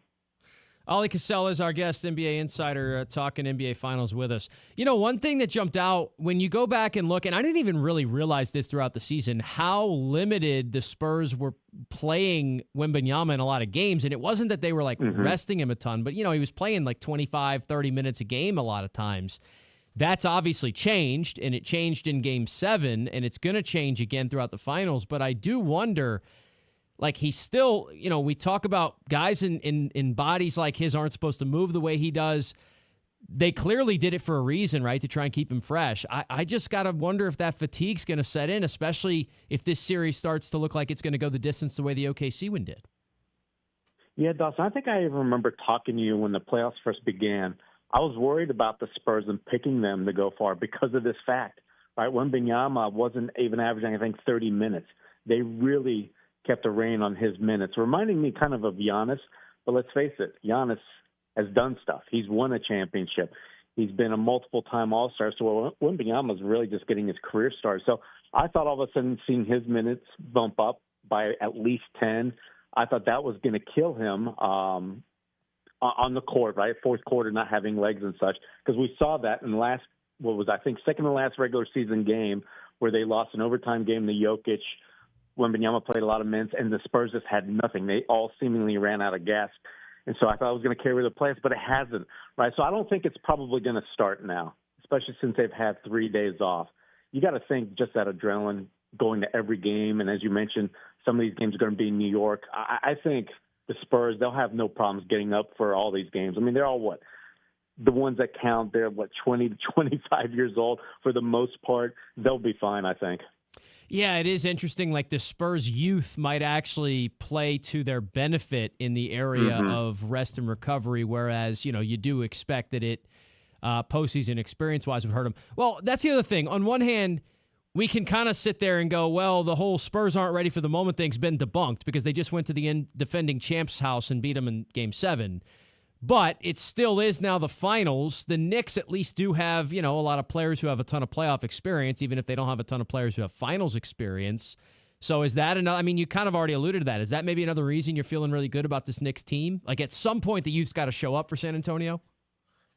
Yeah, because look, I think the Knicks, because they've been playing so long, these guys, a lot of them go back to college at Villanova, that they know exactly what they want to do on the court. They know Brunson's going to be the one making major decisions in key moments.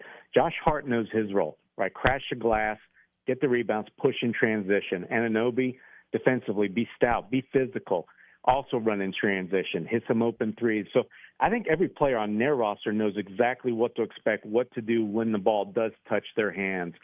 As for with the Spurs, it's fresh. And more to the point, think about last year. I thought OKC was honestly going to steamroll the Pacers, but they didn't, right?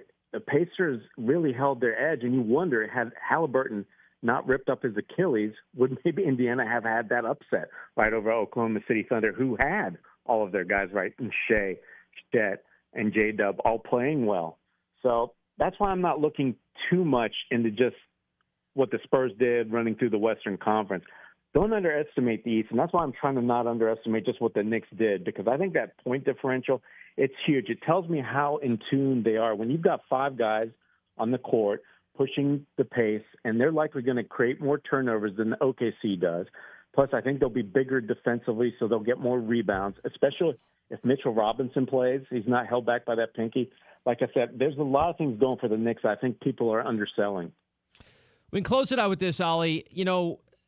Sometimes I think it doesn't need to be done, but it's naturally going to happen. Whoever wins this series, we're going to start to have a conversation about their best player, whether it be Jalen Brunson for the Knicks or Wembanyama for the Spurs, about where they rank and all this stuff. And with Wemby, it would obviously be maybe, is he number 1? Is he number 2? And Brunson maybe just a couple spots behind that. What do you make of that conversation? And do you think it's maybe just a little bit silly to have those? When sometimes a team wins, it doesn't mean the best player is the best player in the world. But just how that conversation goes. What do you make of that angle? Yeah, I don't care for that. You've got to save that more towards the end of careers. Because if you talk to any coach, any player, they will all tell you everything comes down to matchups, right? So even if you're the best player, best scorer on your team, that doesn't necessarily mean you're going to be the best player in this series, right? An upcoming playoff series. I mean, Antonio Daniels has told me that numerous times over the years. So I've not only heard it from him, but from others. So that's why conversation like that, yes, for the series you can maybe talk about, but when you're trying to then basically have it in the context of an entire season or maybe even beyond, that's why I don't think it's right, especially, like I said, for a guy who's just enjoying his first playoff run. And then for Brunson, who's really, this is probably the first time he's really got a legitimate chance to win an NBA Finals as well. And we know what his career has so far shown, right? He's a guy that's made big shot after big shot, but I'm not going to think any less of him if he misses a few and the Knicks lose the series. It's going to be fun to watch it play out, no doubt. Ollie, appreciate your time as always, man. Enjoy the series, and I'm sure at some point during it we'll check back in with you. Yeah, thanks, Dawson. I just want to quickly mention, just learned Jeremiah Fears, Derek Queen, they'll be there on behalf of the NBA as player correspondents, so it's great to hear they're going to be in kind of that atmosphere, soaking it up. No doubt. No, I'm glad you mentioned that as well. It's something I wanted to allude to. So thank you, Ollie. We'll enjoy this series for sure. Yep. That's Ollie Cassell, NBA insider and Pelicans reporter, covering the league as a whole and giving us the insight there as the Knicks and Spurs. And there you go. Ollie's going Knicks, man. That's not going to be a super popular pick, I don't think. But he's got it here beforehand. So if this series goes the way he thinks, we might have a bit of a surprise as this series goes on. All right, we'll go ahead and take a timeout. We'll wrap up the show on the other side of the break, get you an update to the poll question of the day, and send you off to AFR. That's all next. It's the Lowdown. This is the Lowdown with D-Loh, live on ESPN 1037 Lafayette and 1041 Lake Charles, Southwest Louisiana's sports station. Bluebell Ice Cream has been making the best ice cream in the country for more than 100 years, but you already knew that. What you might not have known is their newest summer flavor is called Black Raspberry Fudge. It is a sweet, tart black raspberry base blended with dark chocolate chunks and a rich fudge swirl. I told you this last week. I tried it. I'm all in on this. It is definitely a little bit different, too. If you think sometimes these new flavors, you go, hey, it doesn't do much for me, this is a little bit unique. You might want to try it. You can find it along with the rest of your Bluebell favorites at your local grocery store. So make sure to stop by, pick up a pint or two of Bluebell ice cream today. ESPN 1037 Lafayette and 1041 Lake Charles is your home for the Houston Astros. And the Astros stun the Mariners. Hunter Brown, Yordan Alvarez, and the rest of the Astros are looking to get back to the postseason. You can listen to every pitch, hit, and thrilling victory of the Houston Astros. Incredible! As Robert Ford and Steve Sparks will be on the call. Tune in this season for live Astros baseball on Southwest Louisiana's sports station. It's 9 a.m. You just received a voicemail from your boss. Hey, Janet. Heads up. We got an important meeting coming up Thursday. The big guys are coming into town, so I need you in charge of lunch, and we've got to look good. Luckily for Janet, she knows a place, and she knows her boss will be impressed. Honey Baked Ham can cater your next event. Delicious and freshly sliced deli trays, box lunches with sandwich, chips, and dessert. Or try our fresh salad boxes and the perfect touch with a meat and cheese tray. Honey Baked Ham Company. Acadiana Legal Services Corporation provides free access to legal services. Their work spans across Louisiana. They're committed to helping eligible individuals navigate legal challenges from family law to public benefits. Their team delivers reliable, high-quality representation. Acadiana Legal Services provides comprehensive benefits and a supportive work environment. Join a team that makes a difference in the lives of people. Apply today at la-law.org/careers or careers@la-law.org. We are the soldiers of the Louisiana Army National Guard. We are your neighbors. We are your sons and daughters. While we serve part-time, we are learning valuable life and job skills. We are earning money for college, for trade and technical schools, and for certifications. We are proud to serve both our country and our home state. We are your Louisiana Army National Guard. Sponsored by the Louisiana Army National Guard. Aired by the Louisiana Association of Broadcasters and this station. Every weeknight, MeTV has your laugh therapy. To chase away the blues or the olive drabs. With 2 hours of MASH at 5. This guy's ankle has tickled my funny bone. Followed by the Andy Griffith Show at 7. Doggone it, Otis. You're supposed to be hugging me when I'm arresting you. But he likes you, Bart. Weeknights on MeTV.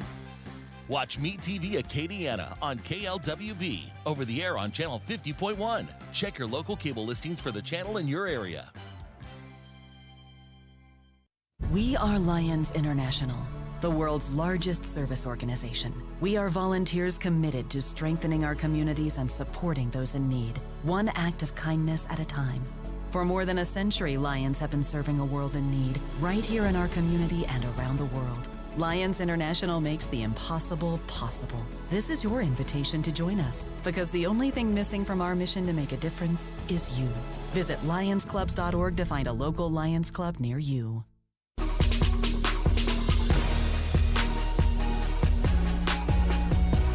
Helping you get through your workday.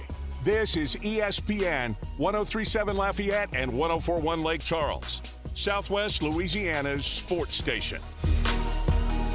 All right, we're back here one final time on the Lowdown today. Getting back to the poll question of the day, which we introduced to you back in the first hour, asking you which NCAA regional winner was the biggest deal, and we've obviously got some really good choices because there were plenty of surprises and upsets along the way. So the choices we gave you, Little Rock, the Trojans getting it done a year after they almost got past LSU. This time they do get through to the Supers.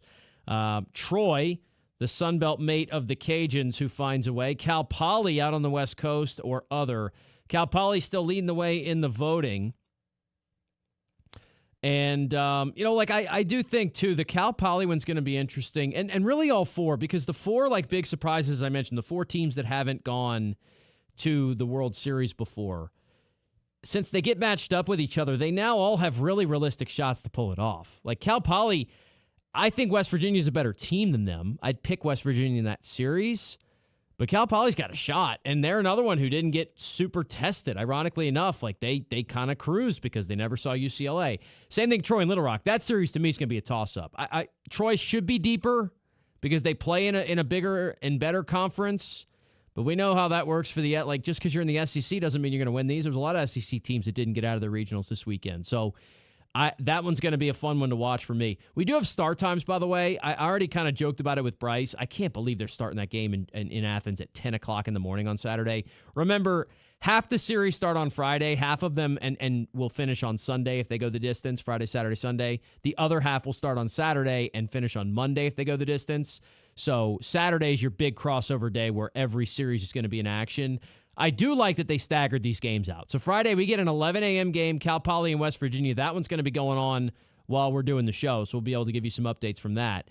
UNC plays USC in Chapel Hill at 2 o'clock, Little Rock and Troy at 4, and then Ole Miss and Auburn at 7. Then Saturday, you have games starting at 10, 11, 1, 2, 4, 5, 7, and 8 p.m. It's like a little mini NCAA basketball tournament day, right? I've told you how much I love the staggered start times when it comes to March Madness. Well, the Super Regionals took a page out of that book. So we've got 8 games and 8 staggered start times. I think that's awesome. Then on Sunday, you've got games scheduled for 11, 2, 5, and 8, but you could have up to 4 more games. Remember, just depending on if the series that start Friday go to a game 3 or not. And then Monday, you could have anywhere from 0 to 4 games, same thing, depending on if those series go the distance. Mississippi State, Georgia, Texas, Oregon, St. John's, Alabama, and Oklahoma, Kansas are the 4 series that start on Saturday. How about that matchup, by the way? We haven't talked a ton about that. Old Big 8 rivalry, Kansas and Oklahoma, renewing it on the baseball diamond in Lawrence. That should be a lot of fun. And that place was jumped. Lawrence was into it over the weekend. The Jayhawks pulled it off, so that should be a lot of fun there as well. So we get 8 good matchups, and 8 teams obviously will make their way to Omaha. We will see how this whole tournament plays out. Probably going to talk a little bit more about this as the week goes on. Excited. I already got some guests lined up. I do want to talk about the Troy team a little more. Barry McKnight is the voice of the Troy Trojans. He's going to join us on tomorrow's show, so we'll get a little bit of that storyline, how this Troy team kind of figured it out at the right time, went on a run, and then got it done in Gainesville. Looking forward to talking to him about that. I've also just for the rest of the week, we've got Theo Slyman lined up to come on to talk about Milan Pocketer and the UL golf team. He's been very busy and traveling around still, but Coach Slyman's going to talk to us at some point this week. So we got some cool stuff going on, a couple other guests that I'm looking at finalizing here soon. So it's going to be a fun week here on the show. And as I mentioned, normal week, no interruptions. Astros have nothing but night games, so we're here from 1 to 3 every day this week, and it's going to be like that for, honestly, most of the summer. I was just talking to James about this. The Astros don't play a ton of day games this summer for whatever reason during the week, so we're not going to get wiped out very often at all. So we'll have a lot of time to get into some of the summer project-type ideas that we've had. Obviously, Foot always does his summer project. I've got some ideas of things we can discuss on my own once we don't have, a ton of live sporting events to talk about. Oh, I should at least mention the Women's College World Series. I know we've kind of, there wasn't a local flair to it other than Jerry Glasgow, the former Cajuns coach, in it. But Texas Tech did it again. So they are back in the championship series. That starts tomorrow night as well. So, hey, going right up against game 1 of the NBA Finals. That's a tough break. But Texas and Texas Tech, so an in-state rivalry. Jerry Glasgow's softball teams quickly become some villains, and I've seen a lot of people not too fond of them. We'll see if they can pull it off. They were here last year. They came 1 game short. We'll see if they can get the Longhorns this time around. Wednesday, Thursday, Friday for the 3 games of that series. Tomorrow night at 7 o'clock is game 1. As a matter of fact, all 3 of those games will be played at 7 o'clock. Game 3, of course, is still if necessary. That'll do it for us here on the show. Appreciate all our guests for hanging out with us today. Thanks to James as well. Back tomorrow, as I mentioned, same time, same places. It's been the Lowdown. Until then, AFR is next. We are the soldiers of the Louisiana Army National Guard. We are your neighbors. We are your sons and daughters.